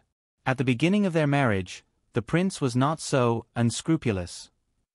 However, it was purely a matter of one's willingness to be beaten and the other's willingness to be beaten. Others couldn't say anything. However, if outsiders saw this, many women would be willing to be bullied like this every day. It was not until the end of August that Li Hongyuan asked Jing Wan to pack up and prepare to go back to the prince's mansion. Counting with her fingers, she had lived in the farm for more than 4 months. Since Jing Wan and the others had returned to the capital city, Princess Lu naturally had no place to hang out. But she was more and more peaceful now. People who didn't know her would think that she was eating vegetarian food and praying to Buddha. It was really amazing that a pregnant woman could have such an effect. But this time, after returning to the capital, Jing Wan almost knew that there might be a result of what someone was going to do. Of course, it might also be the beginning. Li Hongyuan didn't have much to do during this period of time. Because he was busy with the war in the northwest, Jing Wan didn't know much about it. She didn't interrupt or intervene. She didn't even have much time to look at it. Therefore, when he returned to the capital, he found that there were already some rumors circulating in the capital after the 15th of August. In fact, there was no need to think about who it was about. It was about Fu Yunting at the northwest border. As the war became more and more successful, Fu Yunting, as the commander-in-chief, seemed to have an ambition that he shouldn't have. He seemed to have the intention to build up an army and establish himself. No matter how ridiculous these rumors were, in short, they were spread with a nose and eyes. In particular, many people didn't know how to think for themselves. Because their knowledge was very limited, they didn't know how to think. They were more like parrots. They believed what others said and passed more and more ridiculous rumors to more people according to their own guesses. The more ridiculous the rumors were, the more ridiculous they became. In the end, people didn't know what the original rumors were and how they came about. Logically speaking, such things should be suppressed as soon as possible to avoid causing panic. However, Lu Qingdi thought that it was better to let it go than to block it. The more he tried to stop it, the more people would think that it was true. It was better to let it go. After a long time, nothing happened, and the rumors disappeared. At the same time, he also sent the blackguard to surround Wu Anho's mansion. The reason was to protect the people in Wu Anho's mansion, in case they were attacked because of Su Mingzhang's matter like the Su family before. Why didn't you want to protect the Su family at that time? Some people wanted to roar at Lu Qingdi. This encirclement, in the eyes of the people, simply confirmed the fact that Fu Yunting wanted to rebel. Otherwise, why would the emperor detain his family? This was clearly to make Fu Yunting hesitate to attack the rat for fear of breaking the vases. No matter how good the officials were, they only felt that it was ridiculous. It was really too ridiculous. However, Lu Qingdi still did things his own way. He said with certainty that there was no problem with it. Few officials in high positions were stupid. Gradually, more and more people seemed to realize Lu Qingdi's true attitude towards Fu Yunting. However, the closer they got to the truth, the more they didn't dare to believe it. There was no reason. The Fu family didn't do anything to anger the heavens and the people. But in reality, all the results showed that Lu Qingdi had ill intentions towards Fu Yunting and the Fu family. Of course, Lu Qingdi's goal wasn't to spread rumors in the capital. His real goal was to let Fu Yunting know that he had detained everyone in Wu Anho's mansion. He wanted Fu Yunting to think that he was going to harm Wu Anho's mansion, or that he didn't trust him. This would make Fu Yunting so angry that he would do something irrational. If this led to a loss in the war, then it would be justifiable to punish him. If he could really make him rebel, then it was needless to say. Lu Qingdi's plan was to use the fact that the two places were far away from each other to spread the news. If he did it well, he could even accidentally kill Fu Yunting and the Fu family. Perhaps it was because he felt that this plan was feasible and didn't need to sacrifice a lot of soldiers. Recently, Lu Qingdi had been in a strange state of excitement. After Li Hongyuan returned to the capital, he went to see him once. In his previous life, he didn't know whether his good father was in such a state before his plan was about to succeed. Because in his previous life, he had been forced to leave the capital at this time. His situation was quite bad, so he couldn't care about anything else. Li Hongyuan turned around and reminded a few people to be careful. He told them that there was something wrong with a certain someone's brain. Even if it was something that was originally planned, they shouldn't act rashly. At this time, whether it was intentional or unintentional, as long as they went against him, then they could provoke his anger. A person who wasn't clear-headed could do anything. Things seemed to have come to a standstill. On Fu Yunting's side, if Li Hongyuan hadn't sent him a letter in advance, it might have really gone according to Lu Qingdi's plan. Ah Yuan, His Majesty has a good reputation. Even if according to his current plan, the result of accidentally killing is also a result of being muddle-headed. It seems to be a little more cruel and heartless than indiscriminately killing loyal people, but it's still a stain that can't be erased. Could it be that something has forced him into a corner? It's said that the emperor has passed down 6 generations. In His Majesty's mind, it's unknown whether there will be a 6th generation. So, the safest way is to end it in his hands. Li Hongyuan tapped lightly on the armrest. It's not impossible. Then, if it's really so, if Fu Yunting doesn't act according to his plan, will he simply get someone to fabricate a secret letter from the northwest or something, fabricate some plausible evidence, and then deliberately act like he's furious and kill the whole Fu family first? At that time, Fu Yunting will really rebel. Jingwan quivered. Why do I feel that this is the real plan? If Fu Yunting really rebels, he can even erase the accidentally killing label. After all, at that time, no one will care about the order of things. If it's really so, this secret letter won't be made by himself. He needs a way to convince people. So, just the letter isn't enough, he still needs people. These will only be handled by the blackguard. Li Suyen is the best candidate, so there's no need to worry. When this letter appears, we won't know anything. Then what should we do now? I'll think of a way to get his medical records and see if there's something wrong with his body. If there is, then think of a way to increase his lifespan. At least let him feel that he can take things slowly with the Fu family. There's no need to rush and affect his eternal reputation. Isn't the imperial noble consort's altar completed? It's better to choose an auspicious day and start early. In addition, when the people pray for blessings, count in the emperor. After all, he's the husband of the imperial noble consort. Shouldn't he share the imperial noble consort's blessings? But I don't know if it will affect the imperial noble consort. Wan still wants to give him blessings. Whether he has blessings or not, won't it be up to you in the future? As the saying goes, if there's blessings, there's also life to enjoy. Li Hongyuan patted Jingwan's head as if he was petting a puppy. Well, not bad. You didn't read those files for nothing. Don't say that. Jingwan slapped him away. The emperor's medical records were confidential, but it was not difficult for Li Hongyuan to get them. Poisoned? It went deep into his internal organs. There's no medicine to cure him? Jingwan was surprised. Who did this to him? In this situation, even if he was forced to write a posthumous edict, it wouldn't be of much use. No, he just admitted it. It's widely acknowledged that Gong Jiu is better than the imperial doctors. How can he not ask Gong Jiu? Moreover, Yu Zhongqing didn't send us any news.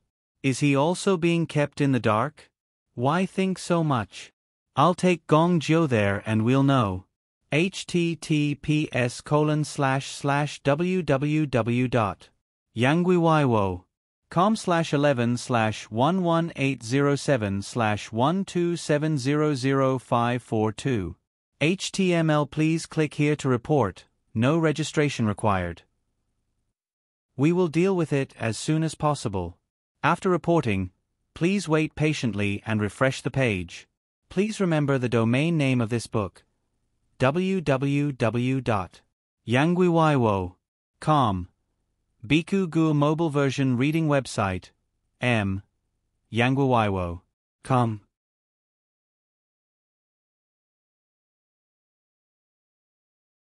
Chapter 498. To some extent, Li Hongyuan was definitely a man of action. If he said he would enter the palace, he would enter the palace. However, Li Hongyuan didn't go to see Lu Qingdi. Instead, he brought people to the Jade Essence Palace to show concern for his foster mother who was in poor health. Wasn't that reasonable? If he went to see Lu Qingdi, it would be difficult to explain how he found out about his illness. It might even arouse unnecessary suspicion. However, noble consort Su was different. If Lu Qingdi knew that Li Hongyuan brought Gong Jiu into the palace, he would definitely go to the Jade Essence Palace if he wanted to. All emperors wanted to live a long life. Naturally, they would be more willing to live a little longer. When noble consort Su heard that Li Hongyuan went to see her, she wasn't as happy as she was originally. She was also puzzled. Why did this adopted son suddenly change? He had ignored her for a long time. After a long time, she understood that her adopted son was really throwing a tantrum with her because he had a bad temper. If he was really angry, he should have calmed down a long time ago. There must be another reason. In the beginning, she was stupid. She thought that if she did her best, this adopted son would treat her with the same importance and that her position in his heart was irreplaceable. Now that she looked at it, it was just a joke. The imperial family had always been filled with ingrates. In fact, her adopted son wouldn't suddenly change. It was just that she was used by Li Hongyuan as a raft. However, noble consort Su continued to act as usual. Yuan is here? Why aren't you coming in? She seemed unusually happy, tears welling up in her eyes. Li Hongyuan was still calm and walked in with an extraordinary bearing. This son greets mother. Noble consort Su was a little dazed. Seeing this son again, it was as if a lifetime had passed. It had only been a few months.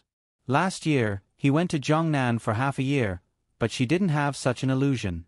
Why? Of course, it was because their feelings for each other had faded. They didn't even mention it. More importantly, Noble consort Su didn't receive any benefits directly or indirectly because of him. Noble consort Su couldn't think of these things. Or rather, she didn't want to think about it.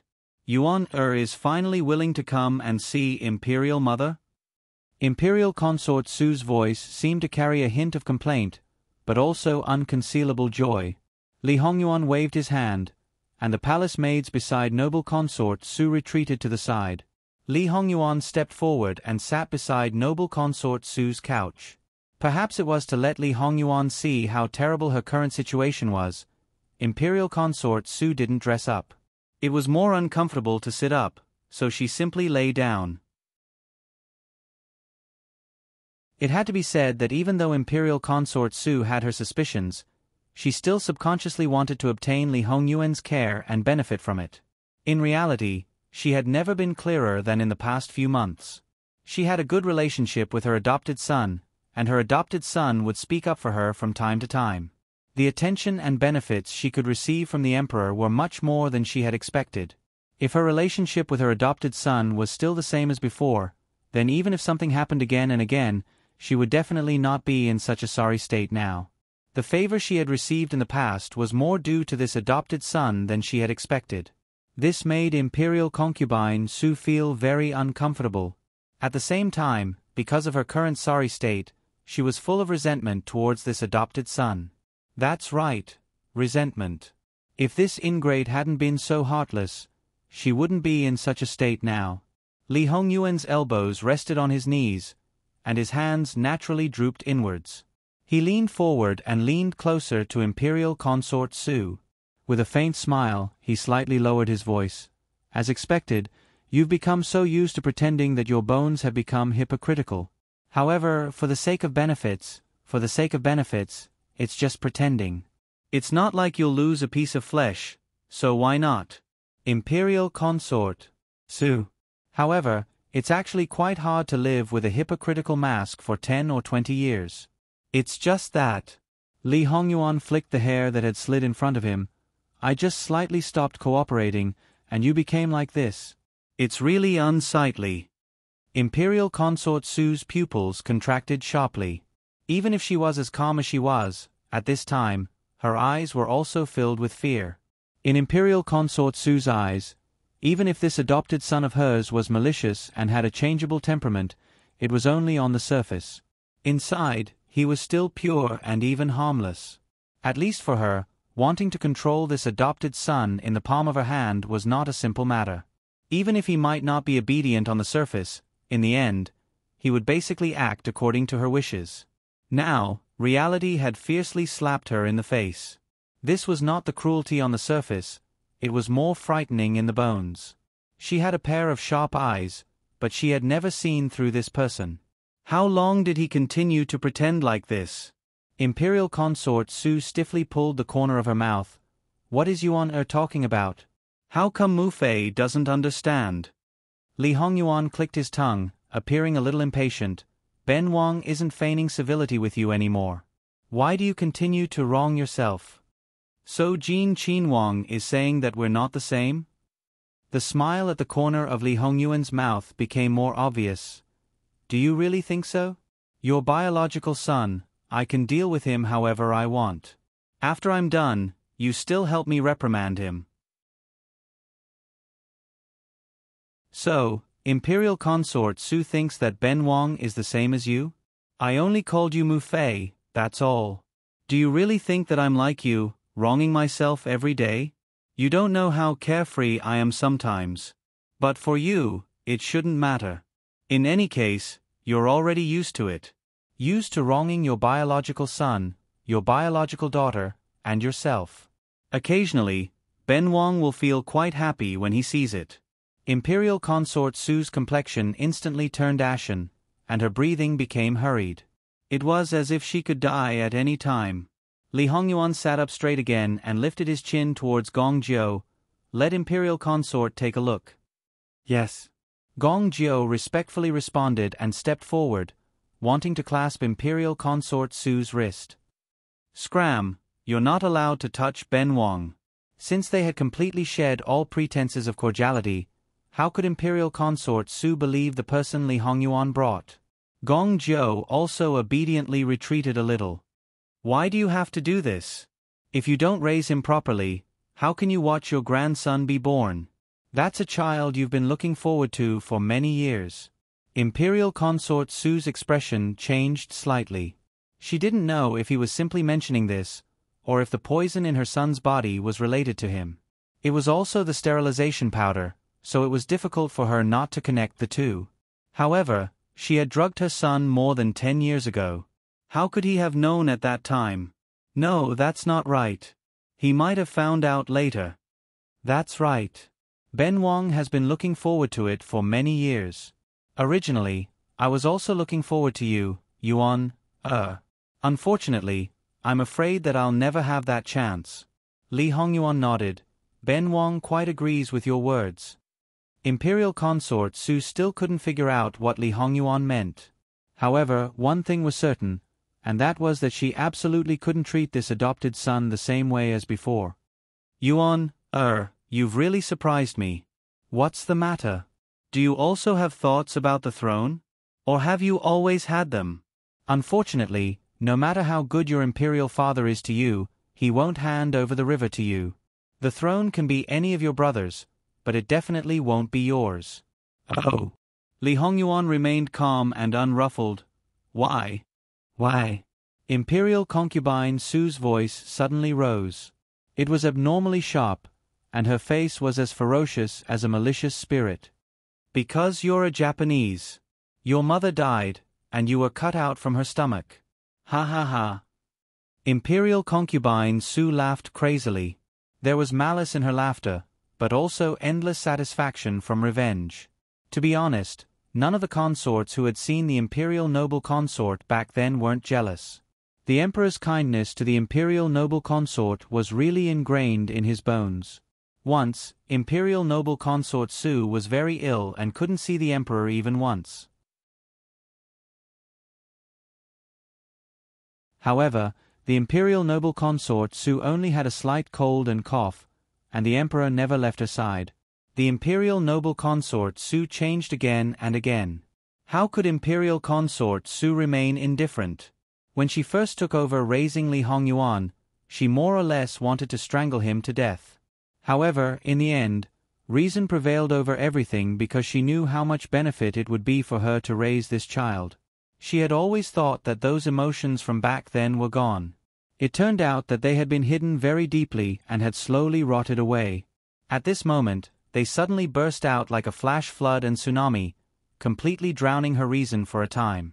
That B***TCH dominated the emperor when she was alive. After so many years of death, she still dominated the emperor's heart. So what if the emperor treasured her so much? Didn't he strangle her to death with his own hands? Ha, she deserved it. She deserved it because she was too greedy. As for you, you B***TCH, if I had known this would happen, I would have strangled you to death long ago. Li Hongyuan didn't look at the expressions of the palace servants who served him. Anyway, they were already dead. Moreover, they were just a few palace servants who would never be able to enter his eyes. He just looked at imperial concubine Su. For more than 20 years, he had just casually provoked her and completely exposed himself. Today, he entered the palace only for that man. In the end, he didn't want to pretend to be polite with this woman anymore. This gain was beyond his imagination. Mother, is what you said true? Li Hongyuan's voice was relatively soft, as if it was filled with endless sadness and disbelief. Imperial concubine Su felt that something was wrong and her outburst of emotions finally calmed down a little. Imperial concubine, why don't you take a look at the door? It's a big surprise. Li Hongyuan's body was sitting sideways, and his hair covered all the expressions on his face. Imperial concubine Su suddenly turned her head. At the door, on the emperor's dragon robe, there was a flying golden dragon. In the entire Qi Yuan, only one person could wear it. At this moment, Lu Chengdi was furious. His eyes were wide open, and he looked like a furious lion. Imperial concubine Su was scared out of her wits. Emperor! Lu Chengdi rushed forward as if there was wind under his feet. Li Hongyuan understood the situation very well and stood up to step back. Bitch! Lu Chengdi raised his hand and slapped her. Looking at the wind from his palm, it was obvious that he had used 120% of his strength. Imperial concubine Su subconsciously wanted to dodge, but her current physical condition didn't allow it. She took a solid slap, then a second slap, and then a third. Imperial concubine Su could only cover her head and scream. She begged for mercy, but before she could say anything, she was slapped back and couldn't speak. After being beaten violently by Lu Chengdi, Imperial concubine Su couldn't resist anymore. She lay on the bed and was dying. Li Hongyuan stepped forward and grabbed Lu Chengdi's hand. "Father, do you want to kill mother?" Imperial concubine Su? Only then did the furious Lu Chengdi come back to his senses. He looked at Li Hongyuan and saw that his face was silent. His eyes even revealed a deathly stillness. Suddenly, he was at a loss. Yuan. Li Hongyuan let go of his hand as if he didn't want to look at him at all. His eyes fell on Imperial concubine Su. Imperial concubine Su happened to meet his eyes, so only Imperial concubine Su could see the true ruthlessness and ridicule in his eyes. "No matter what, Imperial concubine Su has raised me for so many years. When I was sick, she took care of me tirelessly. From food to clothes, as long as it was good, she would give it to me first. No matter what her original purpose was, these are all facts and occupy too many memories." Li Hongyuan seemed to have fallen into a memory. It should have been warm and sweet, but when it came from his mouth, it was filled with endless bitterness. If Imperial concubine Su hadn't known his true colors before, she would have been deceived by him at this moment. The fear in her heart deepened. "Li Hongyuan, you bastard! Who are you pretending for?" Imperial concubine Su blurted out subconsciously. Because of Li Hongyuan's interruption, Lu Chengdi, who had regained his rationality a little, heard this and became angry again. He raised his hand and was about to hit her again, but was stopped by Li Hongyuan again. "Father, you killed my birth mother, and now you want to kill my adoptive mother?" His voice was filled with sadness and sadness. This sentence almost made Lu Chengdi vomit blood. Yuan, it's not like that. Don't listen to this bitch's nonsense. It's her, she's jealous of your mother. Don't listen to her, don't listen to her." He tried to explain incoherently. Li Hongyuan forced a smile. "Is that so? Then what is it? Father, tell me." Lu Chengdi opened his mouth but couldn't say anything. Fabricate nonsense? Talk nonsense? Try to fool him as much as possible? "Father, you're hesitating. Then what else is there to say?" The last bit of hope in Li Hongyuan's eyes seemed to have been completely destroyed. He didn't want to say anything more to Lu Chengdi and looked at Imperial concubine Su again. "I always thought that mother truly treated me as her own son, but it turns out that it wasn't. In comparison, you hate me so much that you can't wait for me to die. This son begs Imperial Father for one last thing. Imperial Father, please give Imperial Mother a way out." Lu Chengdi's lips trembled as if he was struggling. "Okay. Thank you, Father. With this, I'll repay Mother's kindness of raising me. This is the last time I'll call you this, Imperial Concubine." After Li Hongyuan finished speaking, he flicked his sleeves and left. His footsteps seemed to be a little hurried, and he even forgot the last etiquette. Gong Zhou also followed him out. But not long after, Gong Zhou turned back and saluted neither too quickly nor too slowly. "His Highness originally wanted to take me to see Imperial Concubine Su's health. Even now, His Highness still can't let go of Imperial Concubine Su. Please let me take your pulse to fulfill His Highness's last filial piety." Imperial Concubine Su almost bit through her lips to restrain herself from blurting out some words. After all, Lu Chengdi was watching covetously from the side. Now that he had been completely deceived by Li Hongyuan, that bastard, he wouldn't listen to a single word she said. If she dared to say anything inappropriate, she didn't know what kind of consequences it would bring. Gong Jiu took Imperial Concubine Su's pulse step by step and prescribed medicine. It didn't matter whether he knew how to use the prescription or not. He tidied up the medicine box. "Your Majesty, I'll take my leave first." "Wait a moment." Lu Chengdi didn't forget the reason why he first came to the Jade Essence Palace. He just didn't expect to encounter such a thing. The imperial concubine he thought was virtuous, and virtuous turned out to be a snake in human skin. He had been miserably deceived by her all these years. More importantly, she exposed the wrong thing he did in the past. The thing that Lu Chengdi didn't want to recall the most in his life, and the thing that he even deceived himself to forget, was so easily exposed. According to Lu Chengdi's own thoughts, this woman must let him have a taste of living a life worse than death. But because he had already agreed to his son's request, he didn't know what his son thought of him now. If he left first, he would break his promise later. Perhaps even their last friendship would be broken. Since Lu Chengdi asked him to stay, Gong Jiu naturally didn't dare to not stay, so he quietly stood aside. Lu Chengdi looked at Imperial Concubine Su with heavy eyes. "If it weren't for Yuan Er's pleading, I might have cut you alive." No matter how strong a person's mental endurance was, they couldn't help but be afraid in the face of death. Imperial Concubine Su shrank, and her teeth were chattering. She didn't think that Li Hongyuan kept her alive for the sake of their last mother-son relationship. But now, she was indeed alive because of him. No one wanted to die if they could live. Therefore, no matter how much malice she harbored against Li Hongyuan in her heart, she couldn't say it out loud. A person in a rage could do anything. For example, this man strangled his beloved woman to death because of anger. Compared with that woman, she was nothing at all. Therefore, it was better not to provoke this man. Lu Chengdi glanced at the people present, and his eyes fell on the servants of the Jade Palace. Just like what they heard from Princess Lu last time, these people were trembling. They couldn't even beg for mercy because they knew it was useless. In contrast, Imperial Concubine Su's chief maid was dead silent. She was lucky to escape last time, but since then, she had been living a bad life. It wasn't because Imperial Concubine Su treated her badly, but because she knew a secret she shouldn't know. She was in a panic all day long. Now, she even had a feeling that she was finally going to be free. As for exchanging the secret she heard before for a chance to survive this time? Don't have such a beautiful dream. Right now, she could no longer speak. Furthermore, she was illiterate.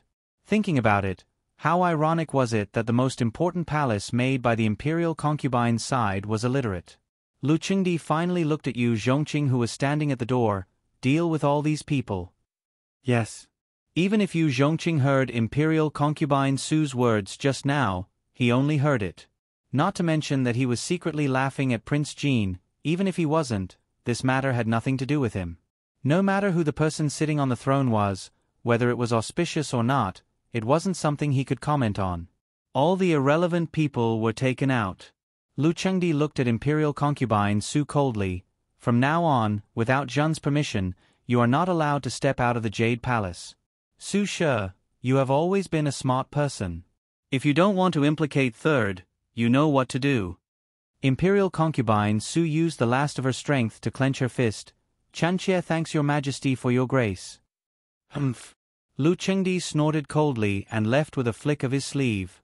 Thus, the three people who also knew the secret followed Lu Chengdi out of the Jade Palace. Moreover, it wasn't the first time Lu Chengdi met Gong Jiu, so he knew a thing or two about his temperament. This person, if it wasn't about the illness, he wouldn't easily open his mouth. Yu Zhongqing was promoted by him and was deeply trusted by him. Then there was the head steward beside him, who had been with him for a long time. It could be said that he was the person who had been with Lu Chengdi for the longest time. To some extent, no one had a deeper relationship with him than Lu Chengdi.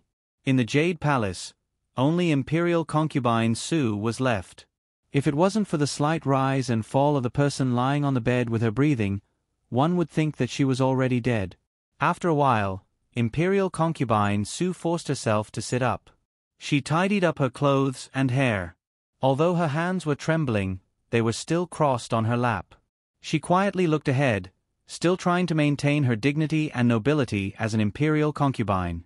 As she sat, imperial concubine Su laughed neurotically. Li Hongyuan, no matter what your purpose is, let me go today. Come, I will make you regret it for the rest of your life. Originally, I raised you. Regardless of whether I was sincere or not, you have called me mother for so long. I wanted to let you be an idle prince and still have your honor and glory, but you turned out to be an ingrate and even bit me. Naturally, you can't blame me for being ruthless. Imperial concubine Su laughed louder and louder, and the more she laughed, the crazier she became. In such a big hall, it was creepy to hear. Lu Chengdi didn't go to other places but stayed in the imperial garden. He gave Yu Zhongqing a look. Yu Zhongqing understood and quickly left to make sure that the surroundings were safe. After that, Lu Chengdi asked about Li Hongyuan's situation intermittently, just like a good father who cared about his son. Gong Zhou naturally told him everything he knew. However, in a place that couldn't be seen, Gong Zhou's fingertips were pressing on Lu Chengdi's wrist. He was multitasking. However, it took a long time to feel the pulse. Gong Zhou's eyebrows slightly frowned as he switched from left hand to right hand. How is it? Seeing this, Lu Chengdi's heart was in his mouth, afraid that the last glimmer of hope would be shattered. In the end, Gong Zhou's eyebrows relaxed. Your Majesty, don't worry. Everything is fine. Everything is fine? Lu Chengdi's voice rose a few notches, full of disbelief. Your Majesty, it's true. You know, although His Highness's temper looks bad, you know his nature better than anyone. However, only a few people in the world can see through him. What others see is just on the surface. Those who don't know always like to use this to scare more people. His Highness is innocent. Lu Chengdi naturally understood that his so-called poisoning was actually just a superficial phenomenon. In essence, there was nothing at all. It was just that the imperial physician he found didn't see the problem at all. Lu Chengdi recognized Gong Zhou's medical skills, but as an emperor, he always had doubts. In the past, he would always ask another imperial physician to take a look at things related to Gong Zhou.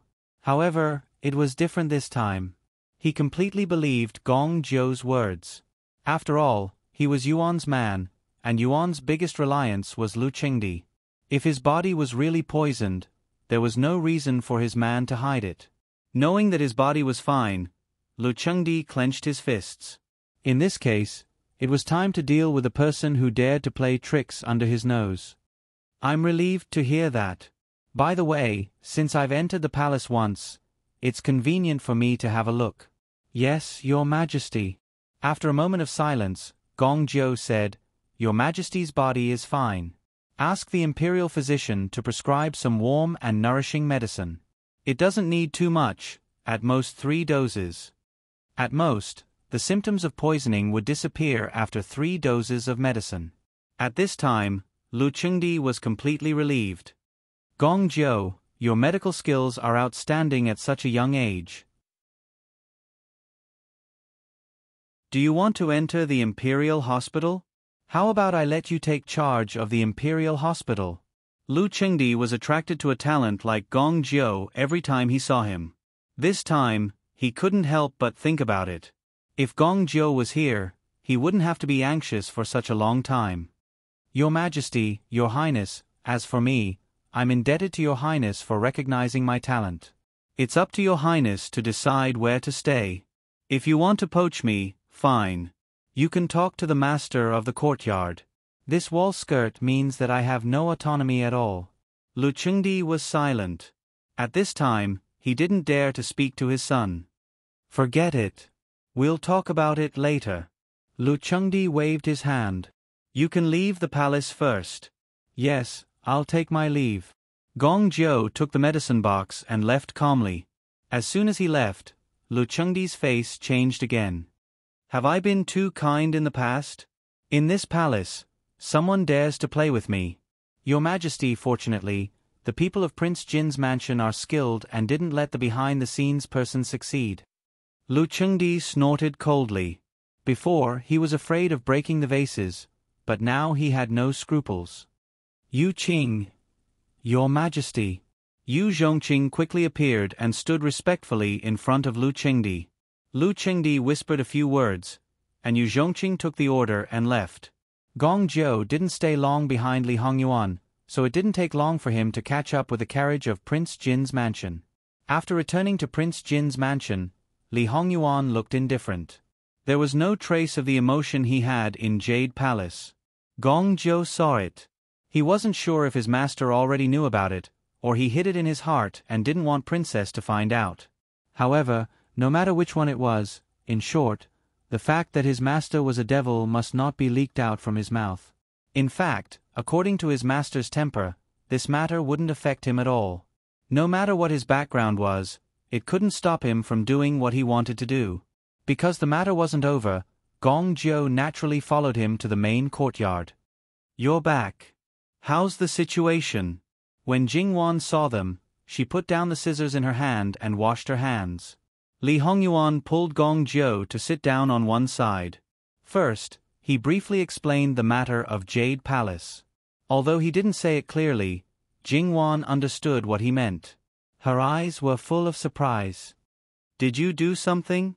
A person like noble consort Su can't lose control of her emotions so easily, right? Not to mention speaking without thinking.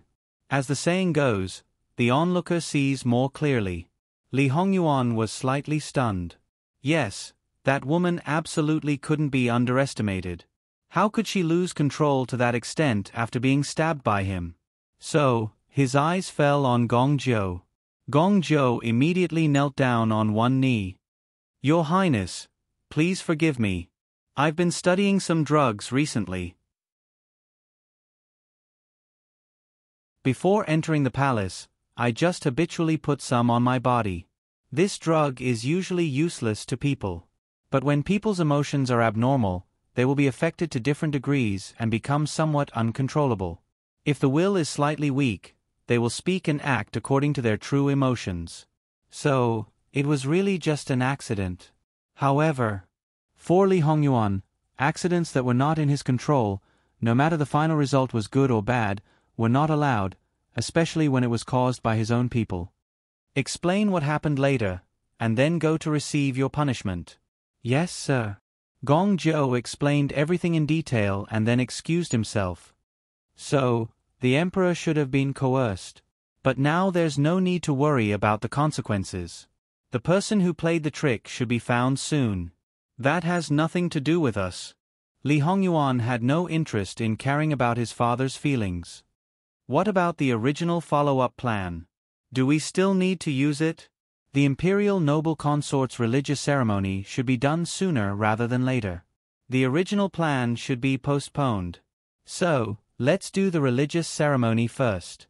As for him, since he's fine, there's no need to involve him. I believe that the imperial noble consort doesn't want to be involved with him unless it's necessary.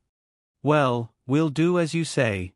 Speaking of which, there was a reason why it took so long to complete. Although Lu Qingdi attached great importance to this project and sent people to each altar, and Li Hongyuan also took the opportunity to place many people there, because there were too many altars, there would always be people who would do everything possible to destroy them. Naturally, there would be times when it was impossible to guard against, so the construction period would be delayed. Because the general progress had to be constant and the final completion had to be completed at the same time, the progress of each altar had to be summarized at all times. One place was delayed, another place was delayed, and one place was delayed. When one place was delayed, the other 80 places were delayed as well. The construction started on the 2nd of February, and the auspicious day for the final completion of the altars was chosen in late August. It took more than half a year, and the effort spent was more than expected. It could only be said that there were more people than expected, and they didn't want this matter to be completed perfectly. In the end, it was because of Lu Qingdi's toughness that it could be completed. If it weren't for him, Li Hongyuan might not be able to achieve his goal no matter how much he did in secret. After all, the scope involved was too wide, and it was too difficult for Li Hongyuan to control it all. Li Hongyuan handed in a well-behaved memorial. Lu Qingdi saw that the handwriting on the memorial had become as plain as before, and it was no longer as outstanding and handsome as when he was in high spirits when he got married. Lu Chengdi couldn't help but feel distressed. Before, when he didn't know about it, he restrained himself because he sensed his intention. Now that he knew about it, was he really going to keep quiet completely? Lu Chengdi's head hurt, and he didn't know what to do. Moreover, he couldn't ask his ministers about it. After all, the fewer people who knew about it, the better. In other words, the fewer people who knew that he killed the imperial noble consort, the better. If no one mentioned it, he might be able to continue deceiving himself. However, Lu Chengdi knew very well that Li Hongyuan had known about it. If he really wanted to gloss it over, he would be ruthlessly exposed just by looking into his eyes. Moreover, he didn't dare to see his son now. Yes, he didn't dare to. He was afraid of his son's questioning. Therefore, he wanted to bury the hatchet with his son, but he didn't want to face it. There was a strong contradiction in his heart. However, his son might not want to see him, so he let it be for the time being. Lu Chengdi wrote a big permission on Li Hongyuan's memorial, and at the same time, he gave full power to Li Hongyuan to deal with this matter. Li Hongyuan could use anyone he wanted, and he didn't even need to submit a memorial to him. This matter was even mentioned in the imperial court. In other words, he gave Li Hongyuan considerable power, which would never happen under normal circumstances. Some ministers wanted to persuade him, but they were scolded by Lu Chengdi as soon as they opened their mouths. In particular, the minister seemed to be related to the Su family, which aroused Lu Chengdi's resentment against imperial noble consort Su. Therefore, Lu Chengdi directly took his anger out on him, stripped him of his official uniform, and threw him out of the imperial palace. Seeing this, the others thought that they had touched Lu Chengdi's bottom line, so they kept quiet out of fear and didn't dare to say a word about it. After learning this, Li Hongyuan smiled. His smile was a little sarcastic and a little gloomy. Since such an opportunity was given to him, he would naturally make use of it openly and take the opportunity to consolidate the forces under his command. Because no one believed that Li Hongyuan could do anything in a short period of time, no one would suspect anything even if Li Hongyuan met someone or gave orders as a matter of course. As insiders, they inexplicably felt a sense of superiority as a prophet. They only hoped that when some people found out later, they wouldn't feel that they had been fooled too badly when they thought back to today. However, those who would think this way were those who were still alive. Because they could mobilize a large number of people openly, many things would go smoothly. There wouldn't be a shortage of people to sabotage things. The 81 altars required 81 eminent monks to preside over. The one near the capital was personally presided over by Master Liaochen. No one could doubt Master Liaochen's prestige. Therefore, regardless of whether they were sincerely praying for the imperial noble consort, anyone who gathered near this altar would be influenced by him and become devout. Jingwan and Li Hongyuan had naturally gone there personally. Jingwan felt that it wasn't Master Liaochen's prestige that influenced people, but something about him that she couldn't quite put her finger on. Jingwan felt that it was a little evil. Oh, wrong, it was a Buddhist nature. Just as Jingwan was doubting whether it had any effect, Jingwan went to the palace to pay a visit to Qin Shufei. Just by looking at Qin Shufei, Jingwan knew that it had worked. Perhaps it was because the two souls were in one, but the imperial noble consort spirit had improved and Qin Shufei was greatly affected. First of all, the effects of Wanshou's poisoning last year had disappeared. She looked radiant and energetic. If it had been someone more lively, the changes would have been more obvious. Jingwan vaguely mentioned that she knew about the imperial noble consort's existence. Therefore, she clearly knew from Qin Shufei that the imperial noble consort was getting better. As long as it was useful, it couldn't be better. Jingwan had a good impression of the real mother-in-law whom she hadn't met before. Because Jingwan came to the palace under the slogan of paying respects to the concubines, the empress and imperial noble consort Su didn't need to meet, but imperial noble consort Wei still had to meet. However, they used to be rivals in love. Even if imperial noble consort Wei's wishful thinking and posed no threat to Jingwan, Jingwan still had enough respect for her. Besides, she was pregnant now. When Jingwan saw imperial noble consort Wei, she calculated the time. It seemed that it was almost time for her to give birth. Moreover, she had obtained it by using extreme means. Therefore, it was very likely that she would give birth prematurely. Therefore, she could give birth at any time now. Jingwan snorted in her heart. It seemed that it wasn't the right time. Imperial noble consort Wei's pregnancy was not very good. She suffered more. Pregnant women generally gained weight. But she didn't gain weight. Instead, she looked a lot thinner. In this way, her belly looked a little scary. Imperial noble consort Wei had closed the palace door long ago. But when she saw Jingwan, she was stimulated at once when she saw Jingwan's radiant face. What would happen if a pregnant woman who was about to give birth was stimulated? She would hold her belly and cry out in pain. Jingwan rolled her eyes. He palace was in a state of chaos even though they were well prepared. After all, it was a real old child.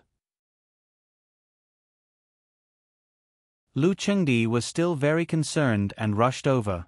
Why did it suddenly happen? Your Majesty, because Imperial noble consort Jingwan looked at the hesitant look and sneered in her heart. Was she really a soft persimmon that could be pinched at will? Father, I guess concubine Xian must have thought of Prince Yu the moment she saw me, said Lin Mingya.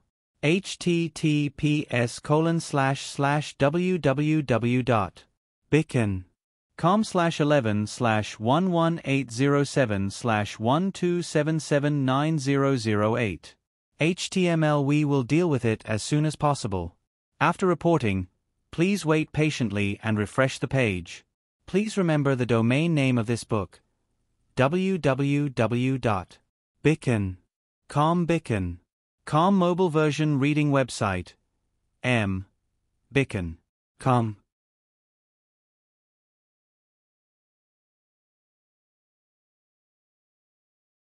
Chapter 499.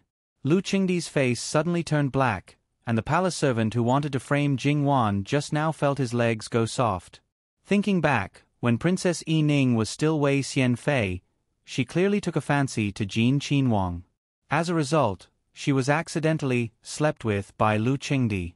Because Li Hongyuan didn't care at all, he didn't put Princess Yi Ning in his eyes from the beginning. Lu Chengdi didn't have any grudges against his son, but it might not be the same for Wei Xianfei. Although he didn't say it, any man who knew that his woman's heart was filled with another man would definitely not be happy. Whether it was because of his anger or because Jingwan had exposed the truth, Lu Chengdi looked at her with a cold gaze. Jingwan didn't care. Her expression was natural, not affected by Lu Chengdi. She just stepped into the door, and Xianfei Nyongyang had a problem. How could she be blamed? Even if Jingwan didn't say it, Wei Xianfei didn't see others prejudiced against Jingwan. Who knew what kind of rumors there would be at that time? Lu Chengdi's head hurt again. Lao Six's wife is considerate. Now He palace is in a mess. You go back first. Taking care of Yuan is the most important thing. Yes, Xi knows. Fu Huang, rest assured, Wang Ye is not bad now. Jingwan said meaningfully. Lu Chengdi's heart moved. The last time he entered the palace, he had a bit of an argument with Gu Fei. When he went back that day, what was his situation? Jingwan frowned. There was no special behavior, just that his mood wasn't right. Xi asked, but he didn't say. He drank a lot of wine alone and then fell into a deep sleep. When he woke up, he didn't drink anymore, but he was still depressed. Until the Imperial Gu Fei's ritual began, he gradually recovered. Nothing could be seen on his face, but Xi always felt that Wang Ye seemed to be looking for trouble, trying to make himself busy. You know, he's used to being idle, so doing this, I don't know if it's a good thing or a bad thing. Lu Chengdi's brows also twisted. Persuade him, when it's time to rest, let him have a good rest. This is Xi's duty. We know that you are a good person. We don't ask for anything else now. We only ask that you all be well. Rest assured. Imperial Father. Jingwan agreed verbally, but in her heart, she was cursing. They are indeed fine now, but I am afraid that you will be in trouble in the end. All right, you can go back. Yes, daughter-in-law will take her leave. Jingwan crouched down and left. Lu Chengdi's relaxed face turned gloomy in an instant. He looked coldly at the palace servant who tried to push the blame to Jing Wan, drag him out and beat him to death. Your Majesty, please spare my life, Imperial concubine Xian. Before he could finish his sentence, his mouth was already blocked. No matter what his original intention was, at this moment, he had said something that he shouldn't have said, so he had to take the initiative to pay a heavy price. Even if Imperial concubine Xian was pregnant with a dragon seed, and even if she gave birth to a prince, it was impossible for her to ascend the throne. Therefore, her status would not rise because of this. It was hard to say what would happen to Imperial concubine Xian in the future. To some extent, it seemed that it depended on Lu Chengdi's mood. The former Wei was in internal strife now, and the princes were fighting to the death for the throne. It was much more serious than the Qi Yuan now. As the emperor of the former Wei, he was about to lose control of the situation, and the surrounding countries more or less knew about the situation. Therefore, no one had the time to care about Imperial concubine Xian now. Even if she died at this time, she would probably die. Speaking of which, when the Qi Yuan was glad that the former Wei would not take advantage of this opportunity to send troops, the former Wei was also glad that the Qi Yuan was hindered by the Xiongnu. Jing Wan leisurely left the palace. She didn't care about the gazes of the people around her. As for those people's imaginations, alas, imaginations had always been a bottomless pit. It was also very colorful. Some might make people vomit blood in anger, and some might make people laugh until they were out of breath. Jing Wan returned to Jin Wangfu. Since she didn't know that a certain person would take the initiative to ask, she told Li Hongyuan about the situation that she learned from Imperial concubine Qin. Li Hongyuan just casually responded twice and didn't have any other reaction, as if it had nothing to do with him. Jing Wan expressed a little dissatisfaction and reached out to pull his face. That's your birth mother. She used herself as the price for you to come back. Is it really good for you to be like this?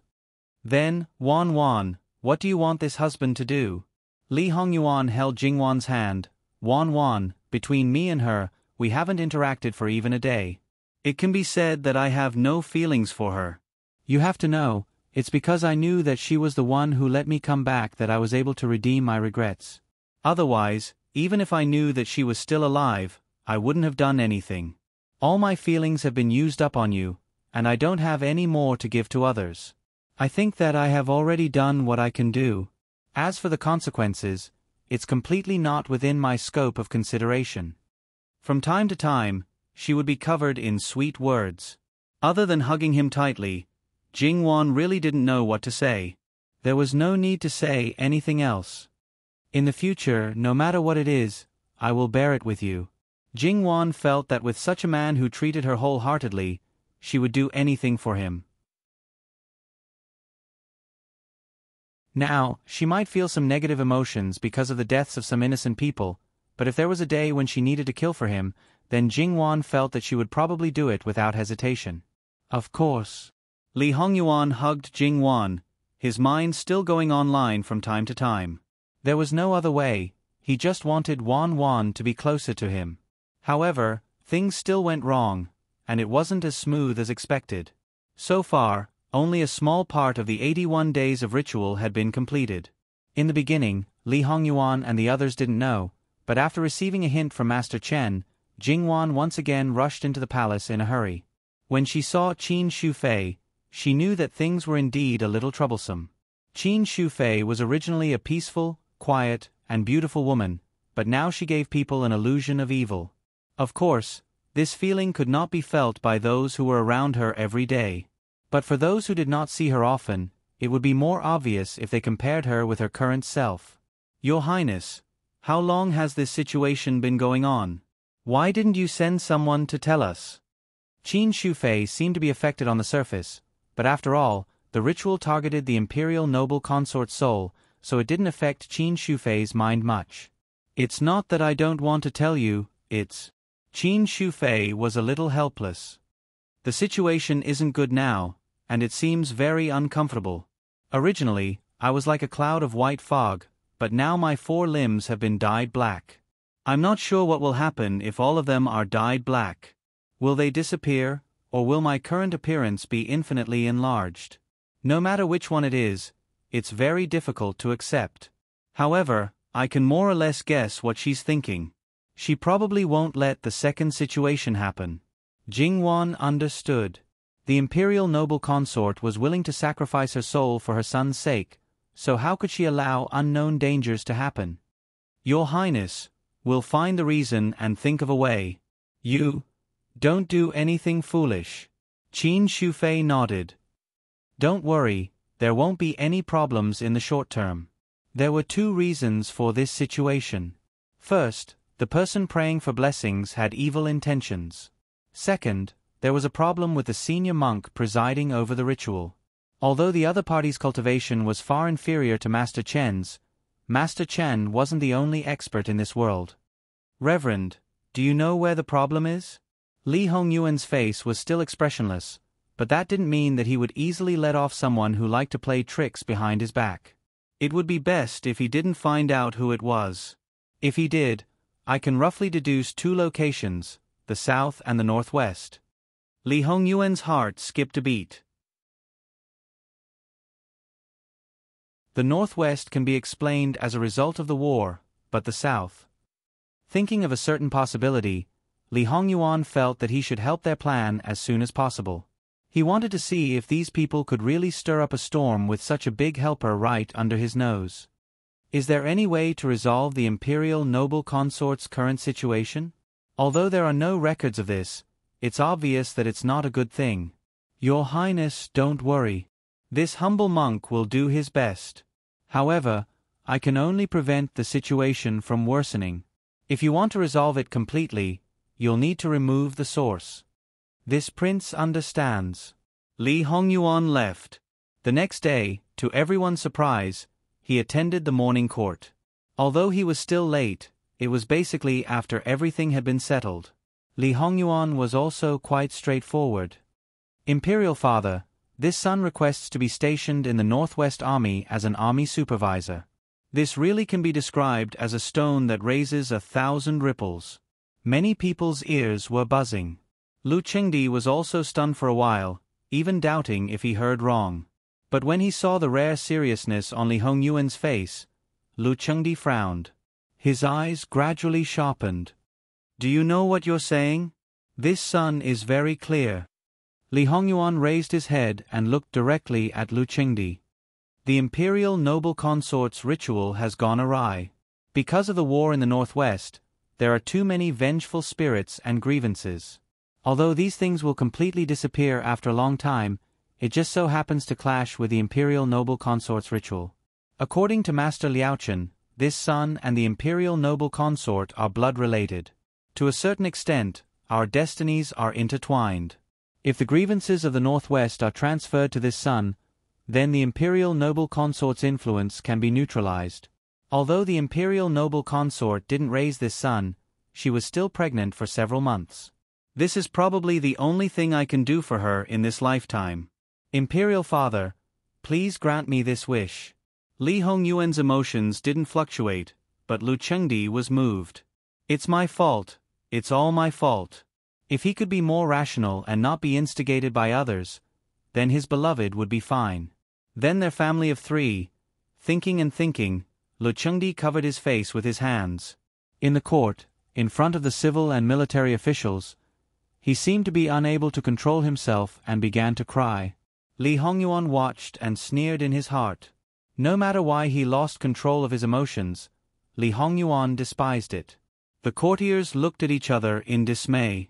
Of course, not everyone was attracted by Lu Cheng Emperor's loss of self-control. Instead, they were considering what kind of impact Jin Qinhuang's trip to the northwest would have. Furthermore, what Jin Qinhuang said, how much truth was there?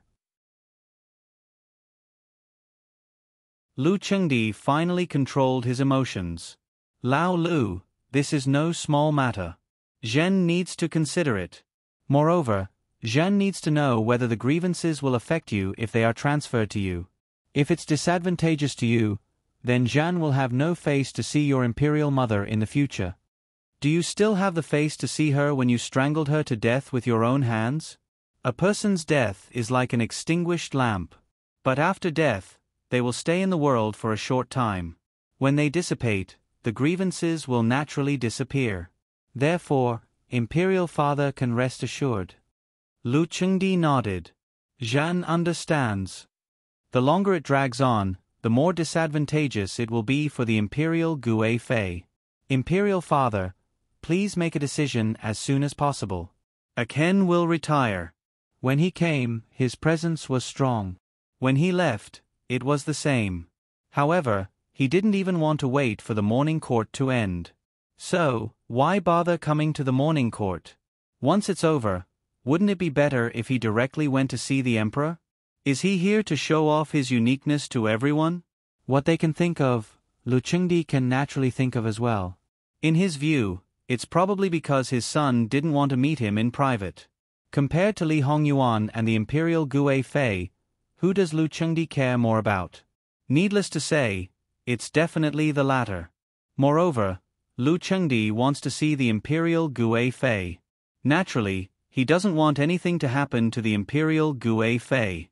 But considering his own plans for Fu Yunting, how can he let his son go to the northwest so easily?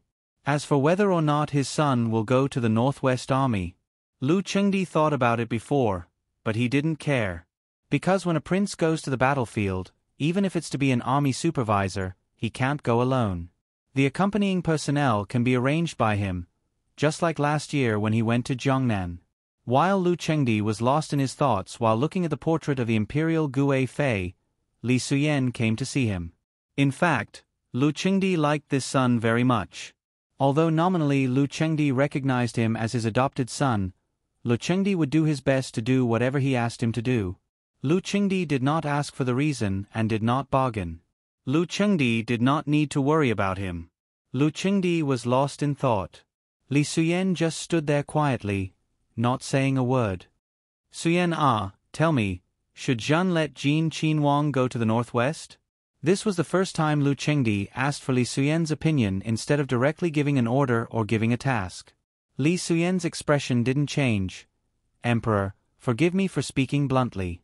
According to Emperor's plan for Fu Yunting, if Jin Qinhuang goes to the northwest, he can be used. Impudent. Lu Chengdi was furious.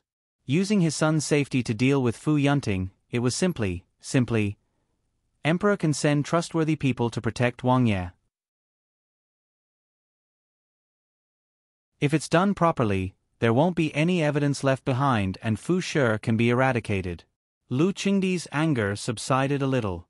He was considering the feasibility of this matter.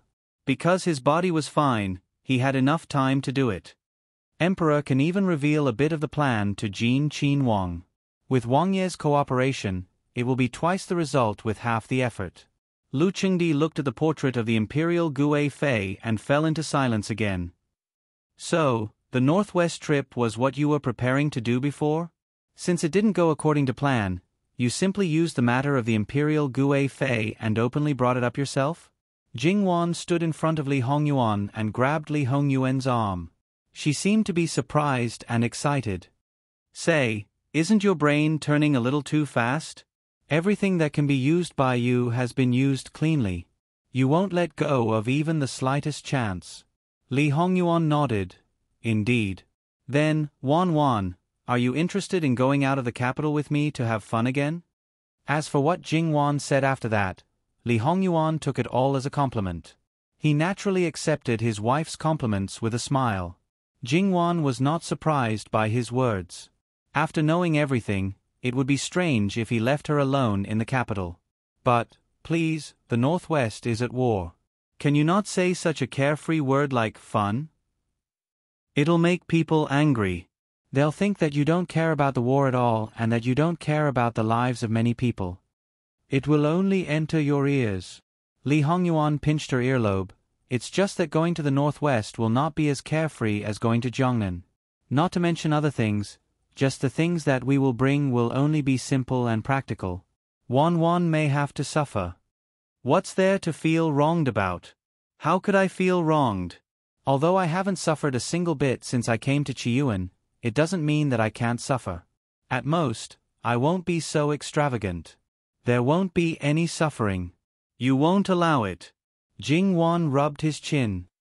Even if it's a war, Wan is quite happy? Yes. Jingwan nodded. Although war itself is not something to be happy about, it is indeed very happy to be able to go to the northwest and really experience it. Of course, it would be better if there was no war. If there is no war, there will be no excuse to go. In my heart, I still want Wan to go and experience it. Jingwan's expression changed slightly. Let you relive your memories and let me have some memories of knowing each other? Yes, but also no. It's not reliving, but rewriting. Alright, let the current me rewrite it. At the very least, I have to cover up the things that cause you pain. As for the things that you think are beautiful, I will be generous and not bother about them. What was there to be jealous of? It was really quite meaningless to talk about it. As long as you don't want to leave me, then it's okay to be calculative. It's because Wan has me in her heart that she will be calculative, right? Li Hongyuan's voice was laced with a hint of laughter. Jingwan looked up at him and pulled his face again. You look quite happy, right? As you can see. Never be calculative with a thick-skinned person, otherwise, you will only be angered to death. But is there a special reason why a Yuan insists on going to the northwest? Is it just to take the opportunity to take me out and have a look? That's one of the reasons. The second reason is that I want to personally kill the Xiongnu virtuous king. Is there a grudge? A big grudge. In my previous life, although more than 200,000 soldiers died innocently, it was the work of the man on the throne. It was also because of the Xiongnu virtuous king. Later on, when I ascended the throne, I fought against him and suffered losses at his hands. Naturally, I want to take the opportunity to get revenge. In this life, if he sat on the throne again, Li Hongyuan did not intend to personally lead the army into battle. Therefore, the virtuous king who personally killed the Xiongnu virtuous king only had this one chance. Jingwan understood. Although the virtuous king of the West Xiongnu virtuous king was quite innocent and had not done anything, as long as his existence was a danger, then he must be eliminated. As for his innocence, that was only because Prince Jin of the Qi Yuan took the initiative. Although this matter had not been decided yet, in Jingwan's view, the possibility of Emperor Lu Chengdi not agreeing was very low. Therefore, she began to prepare in advance. She had read a lot of travel books about the Northwest, so she knew about the local customs and the current climate. It did not matter if she did not know about it. Anyway, Prince Jin's residence did not lack relevant professionals. Unlike the trip to Jiangnan, all the luxurious and exquisite things were abandoned. Even the clothes had to be simple so that it was convenient to move around. Moreover, on the battlefield, perhaps she could bring some medicine, especially medicine for wounds. In the end, the number of people who followed her would not be as many as in Jiangnan. Now, the only maids serving her were probably Sister He and Nanny Gong. After calculating, it was enough. After all, even a 9th-grade handicapped person could become an elite with some pressure. As they did not know about the trip, the servants were a little confused when they heard Jingwan's orders. However, they only needed to obey their master's orders. Sure enough, within 2 days, Emperor Lu Chengdi's decree came down. The personnel assigned to Li Hongyuan were not as luxurious as when they went to Jiangnan. They were more simple, and the military strength was higher. Jingwan did not hide the things she ordered. Some things still needed to be purchased. Basically, some things could be seen from it.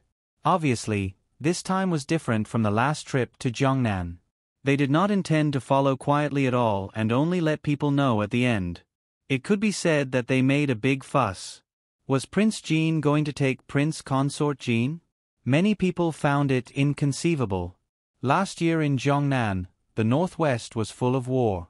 Taking women there? What kind of joke was this? Lu Chengdi soon knew about it, but he didn't say anything. Moreover, even if he tried to stop it, it would be useless. Since his son had already let others know about it, his attitude was already very clear. The father and son wanted to at least maintain their relationship on the surface. If he tried to stop it, he didn't know if his son would directly go against him. Moreover, in Emperor Lu Chengdi's view, his son always needed someone to take care of him. If it was other women, they might be labeled as indulging in sensual pleasures. It did not matter if it was other places, but it was absolutely not a place of war. With his Wang Fei, the mood was different. It was just that Emperor Lu Chengdi did not react, but Luo family's reaction was a bit big. They naturally approved of a place like Jiangnan, but what was the situation in the northwest now? Was it a place where a woman could easily set foot? Even Prince Jean could really go to the battlefield, let alone Prince Consort Jean. However, when the two countries were at war, both sides would eliminate a lot of spies, and there might be spies that had already been arranged. If she, a prince consort, appeared, wouldn't it be a living target for these people? So they did not agree, they firmly did not agree. Old Madame Luo and Zhongshe could not sit still and directly went to Prince Jin Fu to see Jingwan. Zhongshe was a typical person made of water. Although she had not been sad for a long time, but at this moment, her eyes were like a flood breaking through a dam. Usually, old Madame Luo hated Zhongshe the most, but this time, she felt that her tears were not useless. Therefore, when Jingwan had a headache and comforted Zhongshe, she sat on the side. Zhongshe could not be comforted, and Jingwan was too lazy to say anything in the end. She directly looked at old Madame Luo. "Grandmother, this time, no matter what, I will go. So, I ask grandmother to help me this time. Forgive granddaughter for being unfilial." Old Madame Luo frowned. Jingwan was raised by her, and old Madame Luo was very clear about Jingwan's temperament. Some things had already been decided, and then even 9 bulls could not pull her back. "Wan, have you really decided?" "Yes, grandmother." "In that case, I will not persuade you, and I will not ask why you insist on going. But you must send letters back often to let us know that you are safe." In the end, Madame Luo was a reasonable person. She knew that she couldn't persuade her, so she didn't say any harsh words. Some words, although in essence, were good in order to keep people, once spoken, it would also be very hurtful. "Yes, grandmother, I will." Jingwan chuckled. "Mother." Zhongshe was stunned. This was different from what they had agreed. Didn't they say that they would make Wan stay no matter what? "Okay, don't cry. Don't you think it's bad luck to cry all day long?" Old Madame Luo said in a bad mood. Zhongshe choked. "Don't think that I didn't see it before." Old Madame Luo clearly approved of her crying. How long had it been, and now she changed her mind? Zhongshe felt very wronged, but since old Madame Luo did not allow her to cry, Zhongshe did not dare to cry anymore. However, she cried for too long and too fiercely. For a while, she could not stop sobbing. She felt very uncomfortable, and so did others. Jingwan called the servant girls to take Zhongshe down to wash her face and apply it to her eyes. Otherwise, her eyes would be very uncomfortable if this continued for a long time. Old Madame Luo did not persuade her anymore. Old Madame Luo carefully observed some things with her. Although Jingwan knew a lot of it, she knew that this was her grandmother's love and care. She listened carefully and expressed that she would pay attention at all times. Later, Li Hongyuan also came. Obviously, old Madame Luo would not give him face at this time. He knew that if it was not his intention, his granddaughter would not go. Therefore, the source was still Jin Qinwang. However, because of her identity and also taking Jingwan into consideration, old Madame Luo's attitude was a little cold, but her words were not bad at all. Li Hongyuan knew very well what kind of treatment he would receive if he came. However, he guessed that old Madame Luo would have something to say to him in the end. At the same time, because he knew that the other party was completely for Jingwan, it did not matter if he received a cold face. Whatever old Madame Luo said, he would obediently listen and be an ordinary grandson-in-law. Although old Madame Luo was still worried about Jingwan's future, for now, she was very satisfied with Li Hongyuan, this grandson-in-law. Although she did not have as deep a relationship with her other granddaughters as Jingwan, it was not that she did not care. Thinking about it, all the other grandson-in-laws added together could not compare to this one. It was the same in all aspects. In fact, when it came to the status of son-in-law and grandson-in-law, other than the benefits, the status of the Yu family was inversely proportional to everything else. The higher the status, the more unsatisfactory it was. After all, because of their high status, there were many things that they did not have to worry about and may not treat their own daughter well. If their status was low, there would always be some fear when doing certain things. However, Li Hongyuan was good to Jingwan. As a member of the Luo family, sometimes they felt a little embarrassed. After sending off old Madame Luo, because Li Hongyuan's attitude was unusually good, Jingwan was very intimate with him for a while. Therefore, who said that Jin Qinhuang would definitely be wronged? Perhaps they were scheming again. Li Hongyuan used the excuse that the imperial Gui phase matter could not be delayed and left in a hurry. Lu Chengdi naturally did not have any objections, but there were some things that he wanted to instruct him. However, Li Hongyuan was not summoned, and this kind of thing could not be spoken to by a third party, let alone leave something like a secret edict. Therefore, he could only entrust this matter to Li Suyen. Ever since the horse farm was built, Jingwan would ride the horse from time to time. Perhaps it was because Li Hongyuan already had a plan and did not limit it to Jingwan running on flat roads. Jingwan's current equestrian skills were not very good, but as long as she did not let loose and the road was not that rugged, Jingwan's speed could basically keep up. It was not certain if she would still get carsick from sitting in a carriage, but most of the time, Jingwan would follow the horse. Although riding for a long time might cause some suffering, she had already prepared for this. The medicine had already been prepared. When she rested at night, she would apply the medicine and continue the next day. When she really could not bear it anymore, she would take the carriage to prevent her body from having problems and slowing down the journey. Li Hongyuan had never stopped letting the Ministry of Works remodel the carriage. So far, it had been quite effective. In addition to the meticulous arrangement, although the carriage was not as spacious and exquisite as Li Hongyuan's carriage that symbolized his identity, the comfort was not much worse. Now that she was not as carsick as before, it was not unbearable. With regards to Jingwan's degree of delicateness, the people of Jin Qinhuang Fu had all seen it.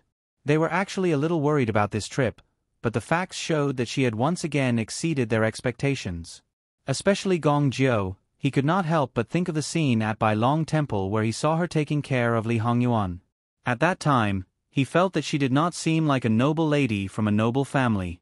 Now, she also did not seem like a Wang Fei that was piled up with gold and jade by master. At one time, they were dissatisfied with Jingwan. Although it was only in their hearts, because master could not do without her, they only hoped that she would not be a burden.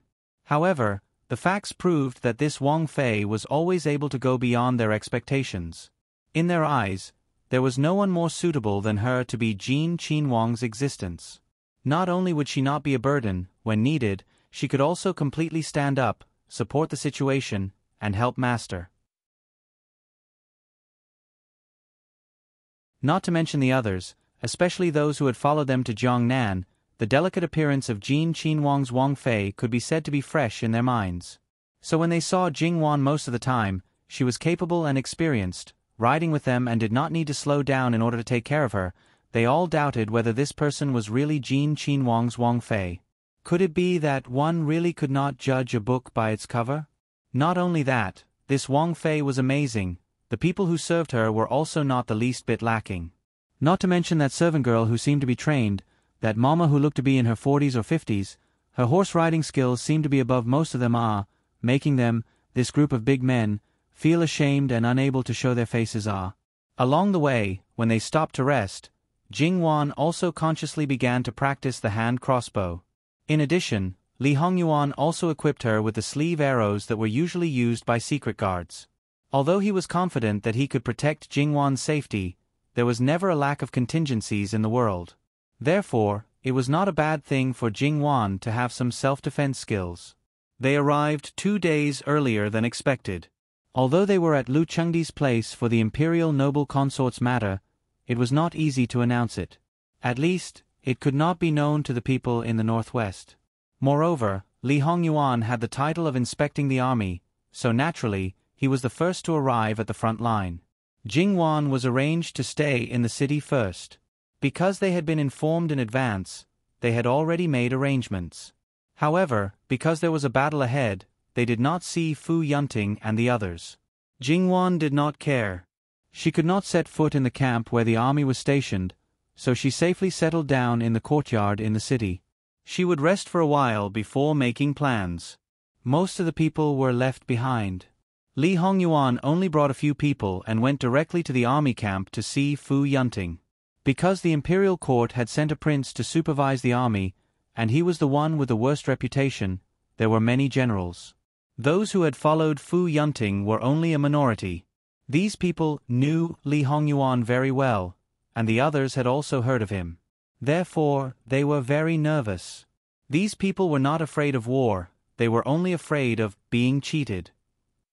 However, when they really saw Li Hongyuan, those who knew him were still fine. Those who did not know him were completely stunned by Li Hongyuan's appearance and temperament. Sinister and ruthless, temperamental, drinking human blood, eating human flesh. This kind of person, even if he did not have 3 heads and 6 arms, he should have a sinister face, like a yaksha. In the end, he was incomparably handsome, noble and graceful.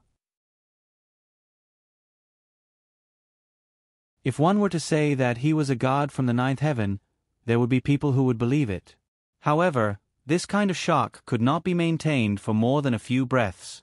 Li Hongyuan flung the horsewhip in his hand. His eyes were sharp and cold, clearly telling these people that Jin Qinhuang was not as terrifying as they imagined, but he was definitely not as harmless as the first impression. Fu Yunting, lead the way to the main tent. Was he looking for trouble the moment he arrived? The people behind Fu Yunting looked at each other in dismay, but did not dare to say anything. Asking Wang Ye to follow this humble one. Fu Yunting's expression did not change as he led the way in front. Yu Zhongqing, Li Suyen and Imperial bodyguard Qian followed, the others were on standby. Opening the tent door, Li Hongyuan directly sat on the main seat. What is the situation now? Fu Yunting discreetly glanced at Li Suyen and Yu Zhongqing. Some thoughts flashed through his mind, then he started to explain on the sand table. Li Hongyuan listened silently from beginning to end, until Fu Yunting finished, only then did he ask a few questions. It could be said that every word was a gem, every sentence hit the nail on the head. From the beginning of the war until now, Li Hongyuan had given Fu Yunting pointers several times through letters. Therefore, Fu Yunting knew that Li Hongyuan also had considerable attainments in military strategy. It was just that, when they were face to face, that kind of pressure suddenly increased by countless levels. That feeling was like a small soldier facing a decisive war god who had led the army for decades. There was even sweat on his forehead. Fu Yunting's heart was filled with fear and admiration. On the surface, he appeared to be careful, but he realized that there were many areas where he did not think things through thoroughly. He felt ashamed and focused 120%, memorizing them one by one. Speaking of which, actually, Li Hongyuan's narrow-mindedness acted up again. It was just that it was not good to deal with Fu Yunting openly, so naturally, he started from other aspects, to absolutely suppress Fu Yunting. Although under his suppression, Fu Yunting might become stronger and stronger, but that was not what Li Hongyuan wanted. After all, in the future, Fu Yunting would have to work hard for him. If Fu Yunting was not strong enough, how could he fight for his country? The few of them stayed in the tent for a long time, and the people outside were waiting impatiently. Speaking of which, Fu Yunting could be said to have the support of the masses. His prestige was very high, and the generals were very convinced. With such a person like him, the generals naturally did not want him to be suppressed or even humiliated because of his status. But after all, the other party was a prince, and came under the emperor's orders. They could not do anything, and if they did, it might even bring trouble to him. It could be said that when they were anxiously waiting, he finally came out. Everyone hurriedly saluted. "Greetings, Your Highness." Li Hongyuan was expressionless, but he was well aware of it. Therefore, it was reasonable. A general who was respected and loved by the soldiers was a qualified general. Only this way could he lead the soldiers to more victories. Li Hongyuan prepared to leave the military camp, but someone stood up. "This general is unruly. Please show Your Highness the imperial edict. https://www. Bicken. com/11/11807/128095546. HTML. Please click here to report an error. Registration is not required. We will deal with it as soon as possible. After reporting, please wait patiently and refresh the page. Please remember the domain name of this book: www.bicken.com. Bicken. Com mobile version reading website: bicken.com.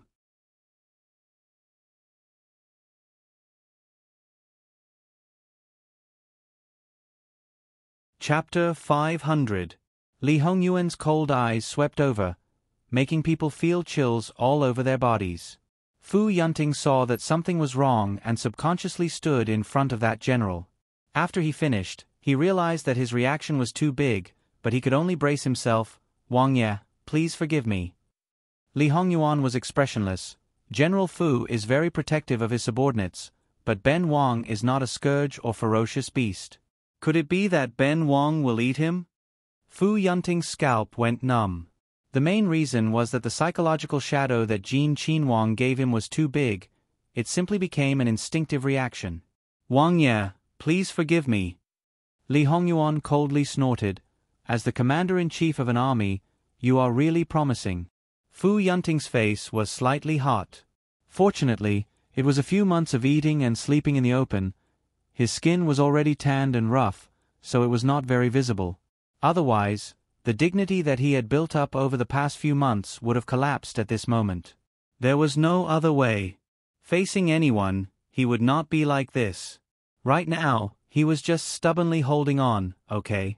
Li Hongyuan tapped the horsewhip in his hand with his other hand and looked at Fu Yunting meaningfully before leaving.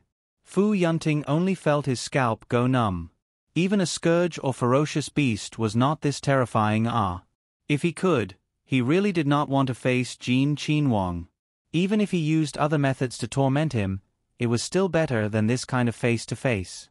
Imperial Guard Qian stepped forward and took out the imperial edict that he carried with him, directly handing it over. Letting people kneel to receive the imperial edict and whatnot, forget it. General does not need to be so nervous. It is just official business. Wang Ye will not be angry and naturally will not do anything. But even if Wang Ye forgot about this matter, it should be General's matter. If your subordinates speak up, it will inevitably be suspected of overstepping your authority. Wang Ye is a person who follows the rules.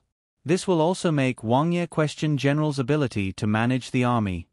The living king of hell was someone who followed the rules? These words were probably only spoken by the people around him. Many thanks for the reminder. As long as it was not Li Hongyuan, Fu Yunting regained his calm. Imperial bodyguard Qian nodded, cupped his hands, and left. It was only after Li Hongyuan and his entourage had all left that the people present wiped the non-existent sweat from their foreheads and breathed a sigh of relief. Jin Qinhuang's imposing manner was truly terrifying. General, did Jin Wang Ye say anything? Under normal circumstances, people like the army supervisor were not very well liked. Under normal circumstances, if the imperial court had enough trust, why would they send an army supervisor? Moreover, there were some supervisors who came down to snatch the credit.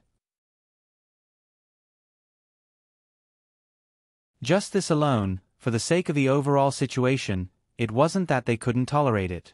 However, they were afraid that these people would recklessly interfere with the military affairs. They clearly didn't understand and yet they still blindly gave orders. This would lead to immeasurable tragic consequences. Knowing that there would be no problem with the imperial edict, Fu Yunting still looked at it symbolically. I know what you are worried about. Don't worry, what you are thinking will not happen. If that's the case, you're naturally the best. But what's the purpose of this bodhisattva? In fact, Fu Yunting also wanted to know why Li Hongyuan was here. Was it because he wasn't at ease with this war, so he came to personally take a look? However, no matter what, according to Jin Qinhuang's ability, the advantages of the war far outweighed the disadvantages. The so-called disadvantages, Fu Yunting was a little embarrassed and felt that it was probably concentrated on him. Therefore, no matter what, this mentality must be adjusted well and absolutely couldn't be removed because of his own reasons. General, then do you want to hold a welcoming banquet for Wang Ye? Another old general asked. There's no need for a welcoming banquet. Not to mention the tension of the war, it's Wang Ye's first time here. I'm afraid many things are not to his taste. Fu Yunting said it tactfully. Those who didn't know deeply agreed, and those who knew rubbed their nose and didn't say anything. With Jin Qinhuang's degree of extravagance and pickiness, they really couldn't afford it here. They didn't want to spend so much effort to hold a banquet, but in the end, they left on bad terms. When Li Hongyuan returned to the city, Jingwan had already woken up from her nap. Her spirit had more or less recovered. For the time being, the city hadn't been affected by the war. But after all, it was the northwest border. Naturally, it couldn't be compared to the capital and Jiangnan's prosperity, but it still had its own local characteristics. The buildings were relatively cold and hard, and the color scheme leaned towards the cold. However, because it was prepared for the Qinhuang to live in, it was still well prepared. The people in the residence might not be very polite, but they abided by the rules and had a sense of propriety. Jingwan wasn't unaccustomed to it. As for Li Hongyuan, in fact, he wasn't extravagant on normal days. When it was necessary, he could adapt to any environment. It was just that after seeing the layout of the residence, he was still very dissatisfied. He doubted that bringing his wife to the northwest, was it wrong? Or should he have brought more things like when he went to Jiangnan? But this was just a thought. If he really did it, Wan would be hated by who knows how many people. But when he saw that Jingwan was adapting well, Li Hongyuan's brows slightly relaxed. Jingwan chuckled and stretched out her finger to rub Li Hongyuan's eyebrows. I'm fine. Li Hongyuan also laughed. Yes, how could he forget that his wife wouldn't be easily bought over by external things?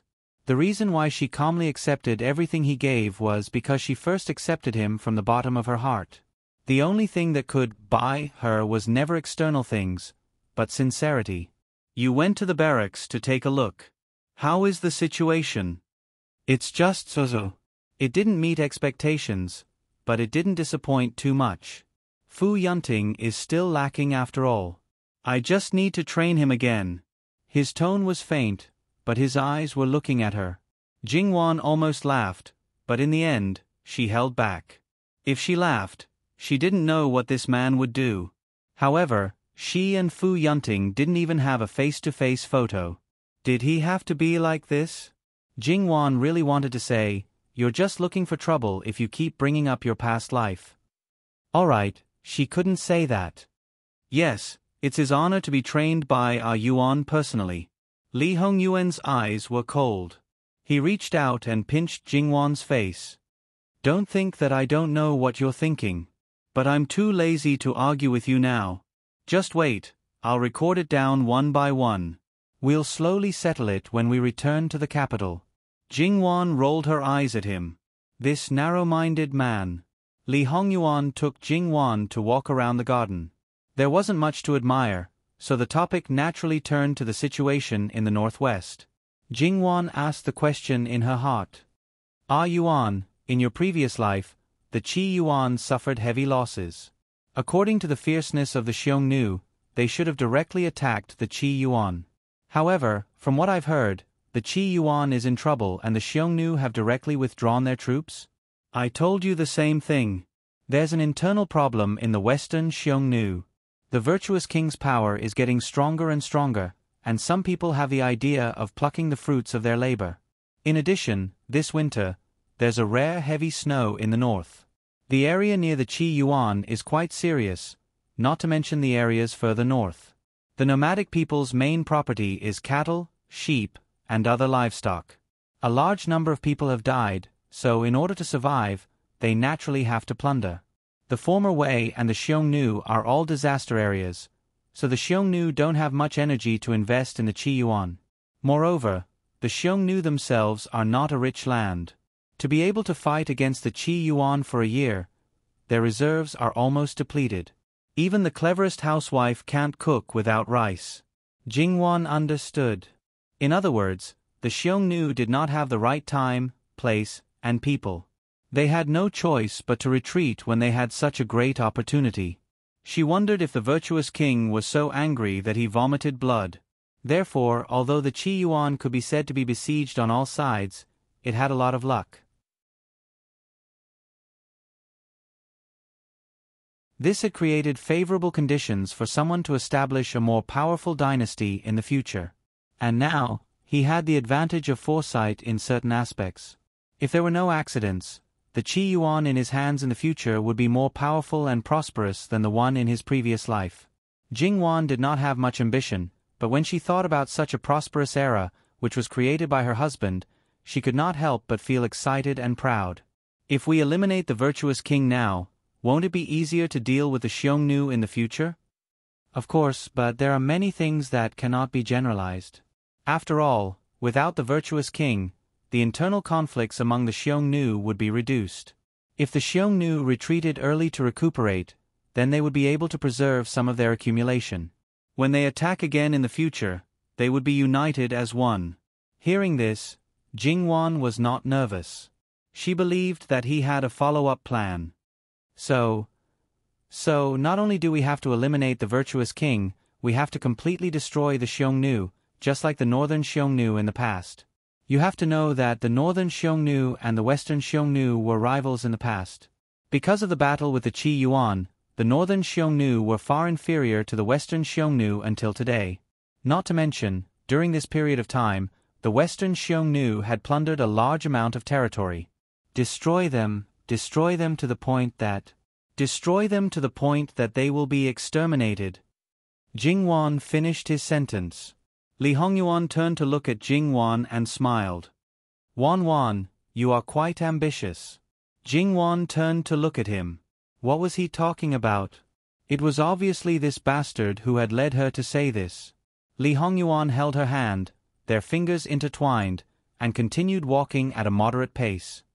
If the Xiongnu are completely defeated, the one on the throne will not have the chance to find trouble with Fu Yunting openly.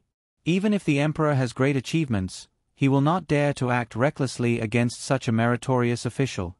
If that's the case, according to the Su family's plan, the emperor will be even more restless. Others will not do anything to him, but he will be worried to death.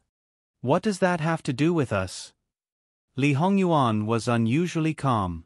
To be honest, the more worried Lu Chengdi was, the happier he would be. Therefore, Lu Chengdi was a failure as a husband, a failure as a father, and an even greater failure as an emperor. We can only take this matter slowly. But how should we deal with the imperial noble consort? Is it really because of the war? Whether it is or not, we will know when we go to the spell altar tomorrow. How far is the nearest spell altar? It is less than 100 miles away from this city. It is the only spell altar in the 5 counties inside and outside Heaven's Gate. There are 80 places with good feng shui.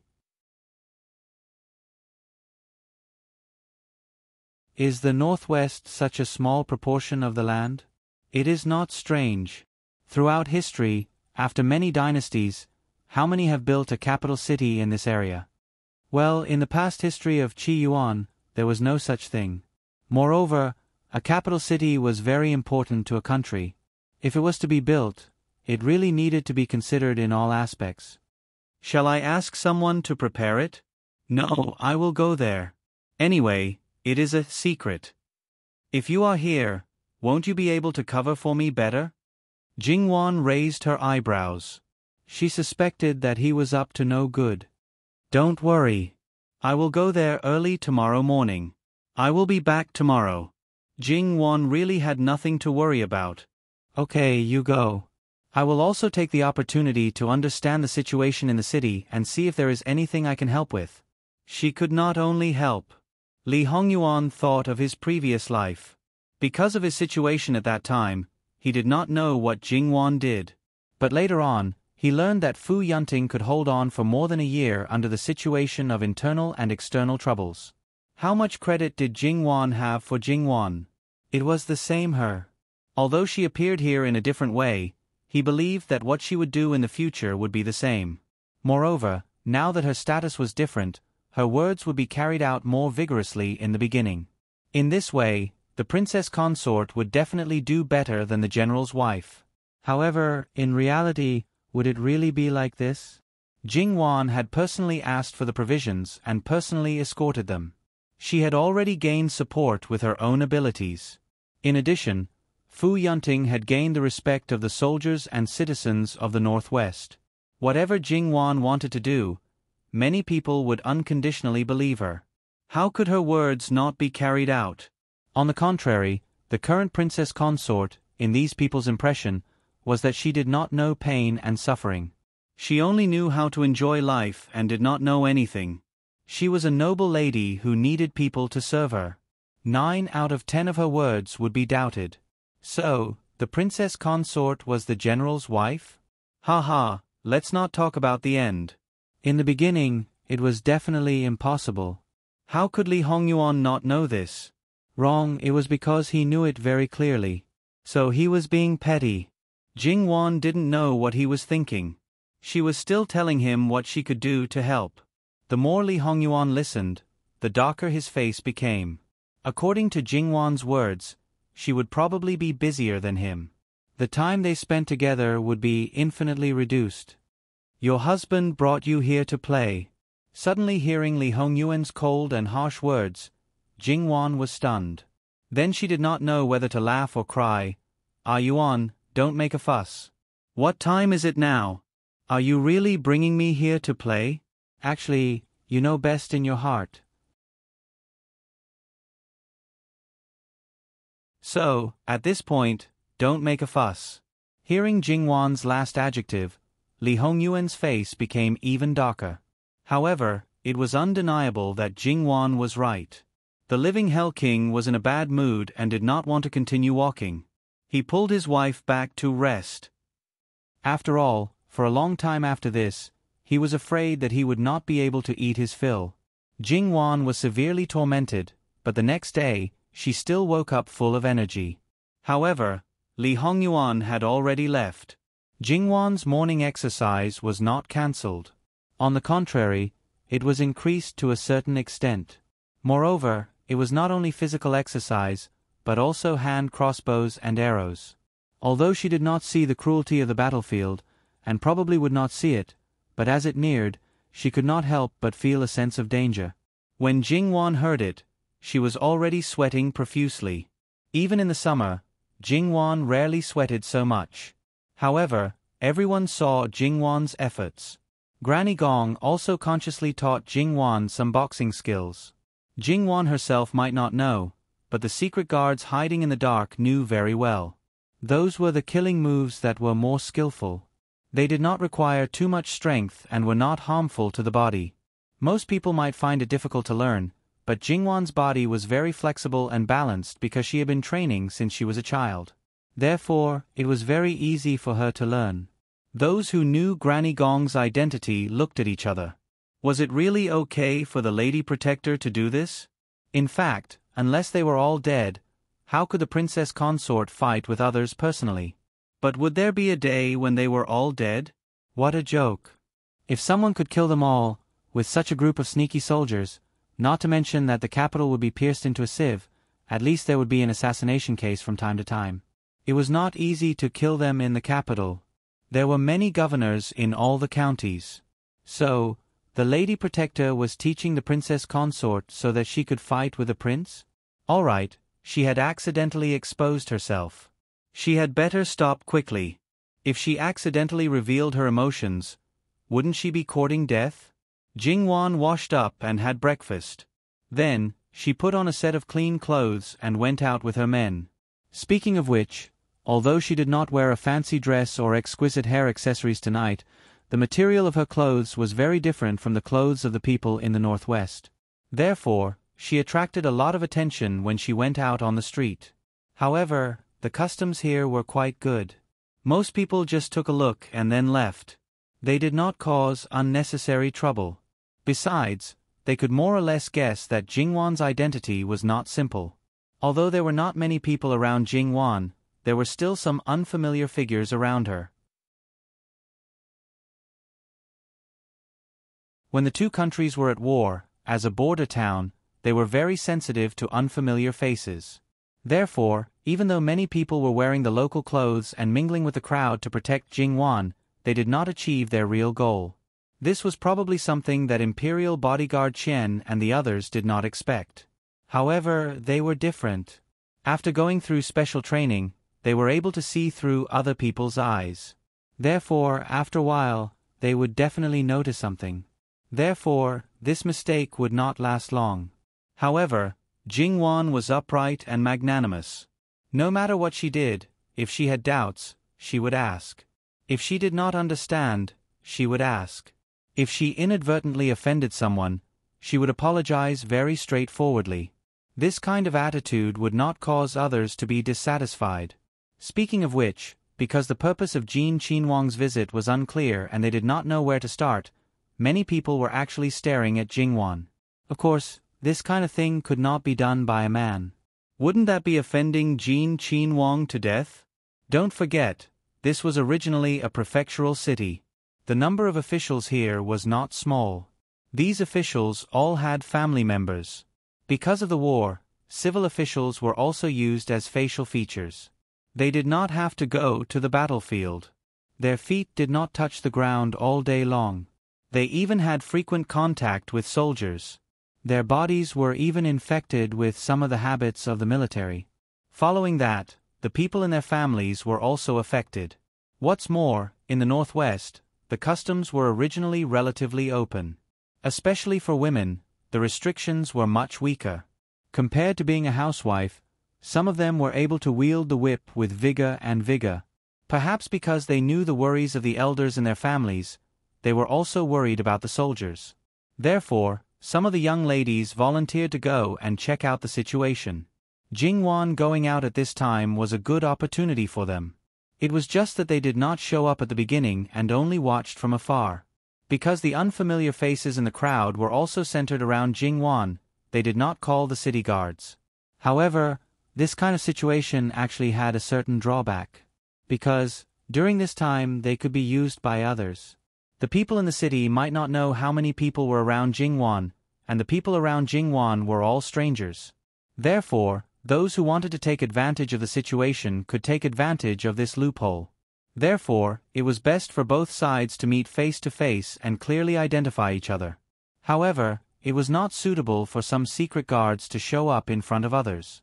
Nanny Gong whispered to Jingwan about this matter. Jingwan frowned slightly. In this case, it was best for her to go to a crowded place. Sometimes, a spy could be an unimaginable threat. Therefore, Jingwan was quite decisive about this matter. It did not matter if she did not show up. After all, she was not really here to have fun. However, she felt that she had to do something step by step.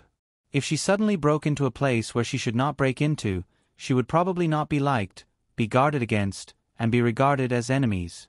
More importantly, she would cause trouble for others. Therefore, it was quite troublesome to tell Jingwan where to go next. Since Your Highness wants to see the condition of those wounded soldiers, you can go directly to the person in charge. Jingwan thought for a while. This was indeed the best way. In fact, it was very necessary to have a good relationship with the person in charge if she wanted to intervene in a matter without causing any trouble. Because the people trained by Prince Jin were quite capable and had already sent people over, Jingwan actually remembered the layout of the entire prefectural city. She did not need anyone to lead the way at all and could find the way by herself. Probably because they saw that Jingwan was too purposeful, the people who were watching from afar could not sit still any longer and immediately caught up with her. Naturally, the existence of these people could not escape the eyes of Nanny Gong and the others. Therefore, Jingwan was not at all surprised that they were blocked. Instead, she smiled and said, "I thought you girls were not going to show up." The moment she spoke, the other party was a little embarrassed. "Your Highness, have you noticed us long ago? You girls are traveling together. In this city, it should be quite obvious. Coupled with the attitude of the people around you, you have been following me for a long time. If you still can't find out, not to mention other things, the guards who followed me will be punished when they return." In the end, they were still young girls. Even if they were affected by the war and by their families, perhaps they knew more things, but in the end, they had not experienced the wind, frost, snow, and rain. They were still innocent and naive. They thought that they hid it well and let them come out. Their families did not have any hope at all. Perhaps it was more to express a kind of attitude. It turned out that they had been discovered long ago. Then why were they still sneaking around? They should have come out earlier. Your Highness, where do you plan to go? We can lead the way. Don't you already know? Are you sure you want to lead the way for me? Jingwan asked with a faint smile. The place where the wounded soldiers were placed was obviously not a good place. There could be death at any time, and it was always filled with the smell of blood and medicine. It would definitely be very unpleasant when mixed together. Moreover, there were endless painful groans. In short, there was only grief and despair. Everyone would feel depressed. Good people would definitely be affected by negative emotions after entering. The families of these girls probably forbade them to set foot in such a place. In fact, they were indeed hesitating. It was not only because of the warning of their families, but also because they had secretly gone there. It was too uncomfortable to stay in that place. Not long after, they felt suffocated. So, to be honest, they really did not want to go. However, this Qin Wang Fei from the capital was much more delicate than them. Moreover, she probably wouldn't be able to stand that kind of place. Perhaps she would just stand at the border for a while before turning around and leaving. They might even be able to show off their superiority in front of this Qin Wang Fei. If your Highness wants to go, we can lead the way. But is your Highness sure you want to go? Were they being checkmated? Jingwan's core and shell did not match after all. She was quite tolerant of these girls. We'll go. Then, your Highness, please. Perhaps because of Jingwan's good attitude, they could not help but soften their attitude. Then, if your Highness feels uncomfortable, you can tell us directly. Don't force yourself. Don't worry, I know what I'm doing. Since this was the case, no one said anything more. Perhaps because the place they were going to was special, no one joked. The wounded soldiers were placed on the other side of the prefectural city. They had vacated an area. In essence, they were still choosing the location from the slums. This was also a subconscious choice made by those in power. If it was anyone else, there would be no exception. And the commoners who were led out would not feel that it was inappropriate. In this way, it was better to take a carriage to save time and energy. The closer they got, the fewer people they could see. And the atmosphere seemed to have already spread. It could be felt from afar. Jingwan asked someone to stop the carriage in advance. She got off the carriage and led the people, step by step, towards the place. This place must be guarded. Thus, before Jingwan and the others could get close, they were already blocked outside. In this place, they could already see some of the situation inside.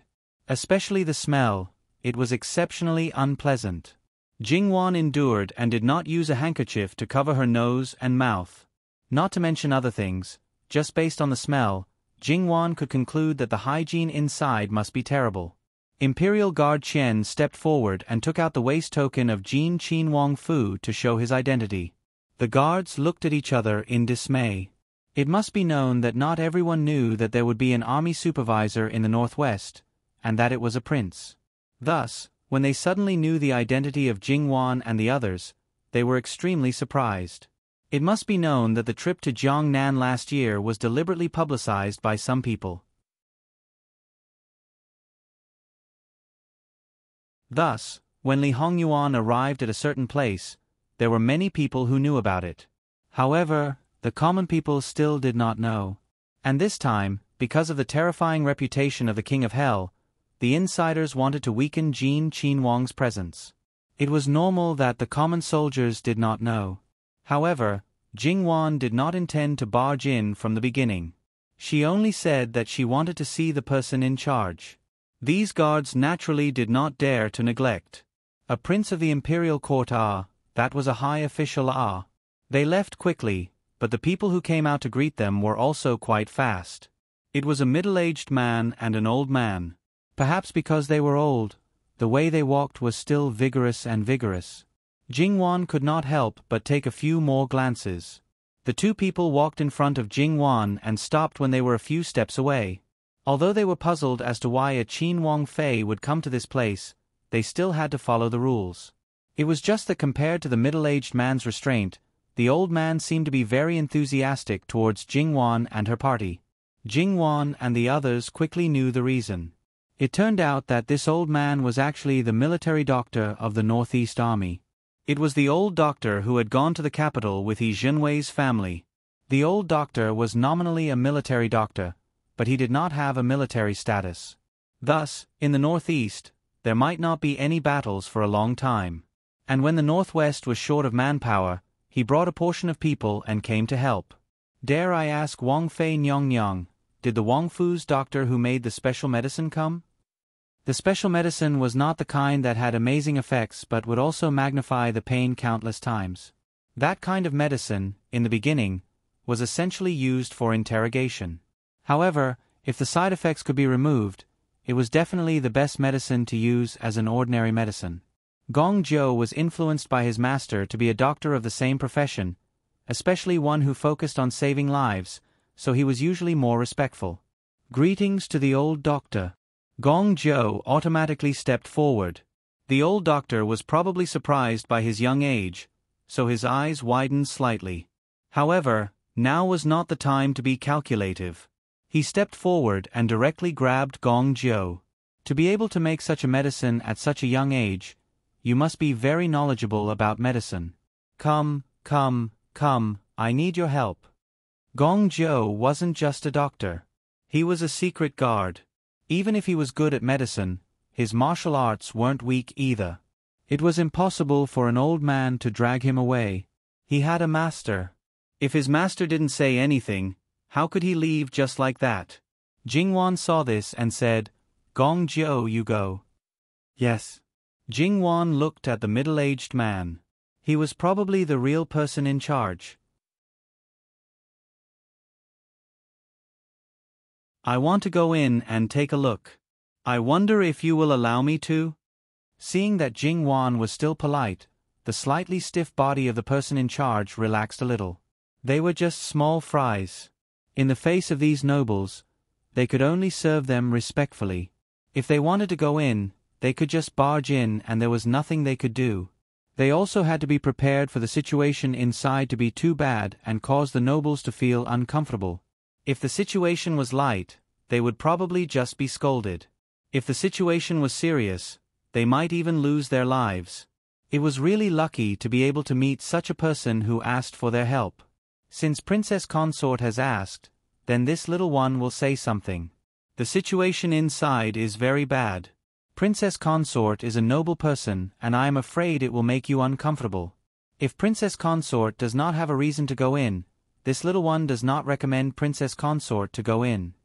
From the smell, you can roughly imagine the situation.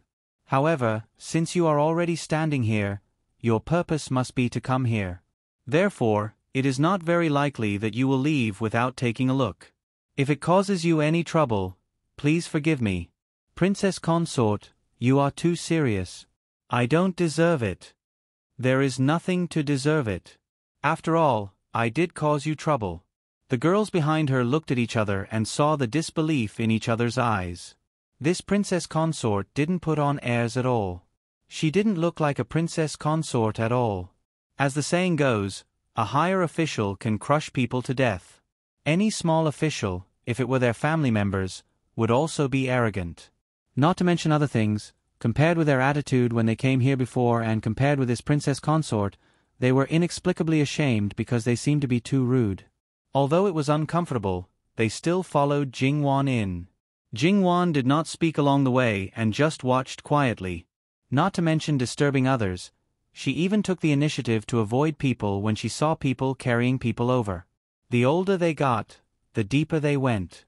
Even the guards of the prince's mansion might not have seen a dead person before. This kind of environment had a certain influence on them, let alone the girls. On the other hand, Jingwan seemed to be getting calmer as she walked. However, Her originally relaxed expression became colder and colder. Sometimes, she even went into the room to take a look. When she came out, she saw the girls covered their mouths and resisted the urge to vomit.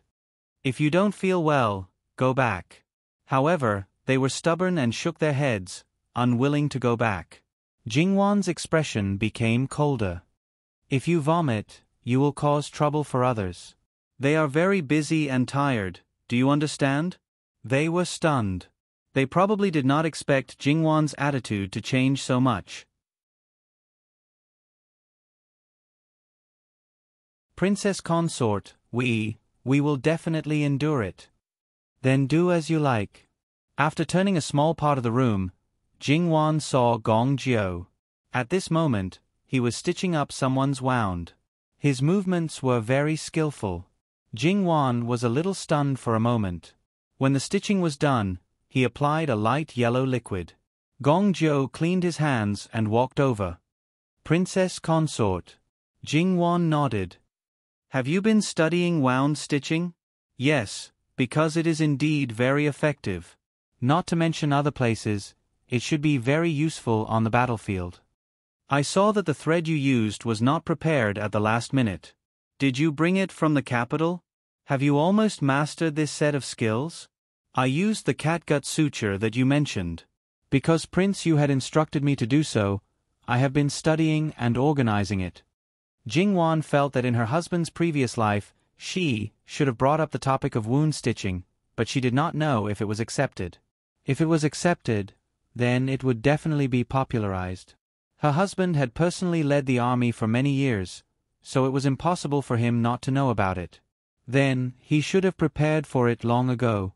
From the time he was conferred the title of prince, he should have made preparations in this regard. However, Gong Jiu first learned about it from her. So, it was still not popularized. "I thought that it would not be accepted. To sew a wound as if it was a piece of cloth, it must be absurd and ridiculous to those who did not know." "Why do you say so, princess consort? Compared to losing one's life, sewing a wound is really not worth mentioning.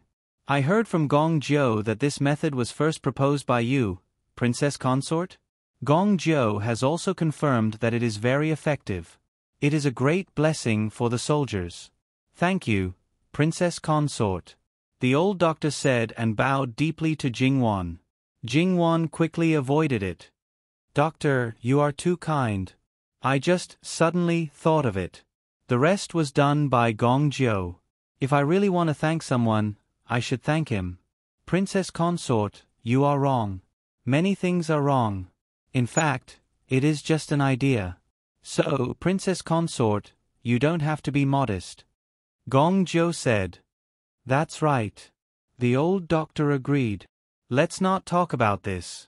Actually, I have an idea and want to say it. I wonder." "Go ahead, princess consort," the old doctor said immediately. Someone who could come up with a wonderful idea now might have an idea that was very useful. "Actually, I think that the environment here is a little too bad. These soldiers are already suffering from illness. If the environment is too bad, even a healthy person would feel uncomfortable, let alone them. When they feel uncomfortable, their willpower will definitely be depressed. As the saying goes, accumulated worry will lead to illness. If their willpower is depressed, it will definitely have a great impact." Besides, I have also studied some medical books. Especially the more special diseases, such as the plague, are most likely related to the bad environment. The moment these words were said, it caused quite a commotion. https://www.bicken.com/11/11807/128414440. HTML. We will deal with it as soon as possible. After reporting, please wait patiently and refresh the page. Please remember the domain name of this book: www.bicken.com. Biku Gur mobile reading website, bicken.com. You're tuning in to the Narrate and Escape YouTube channel. Don't forget to subscribe and join us on this journey to catch the most captivating stories.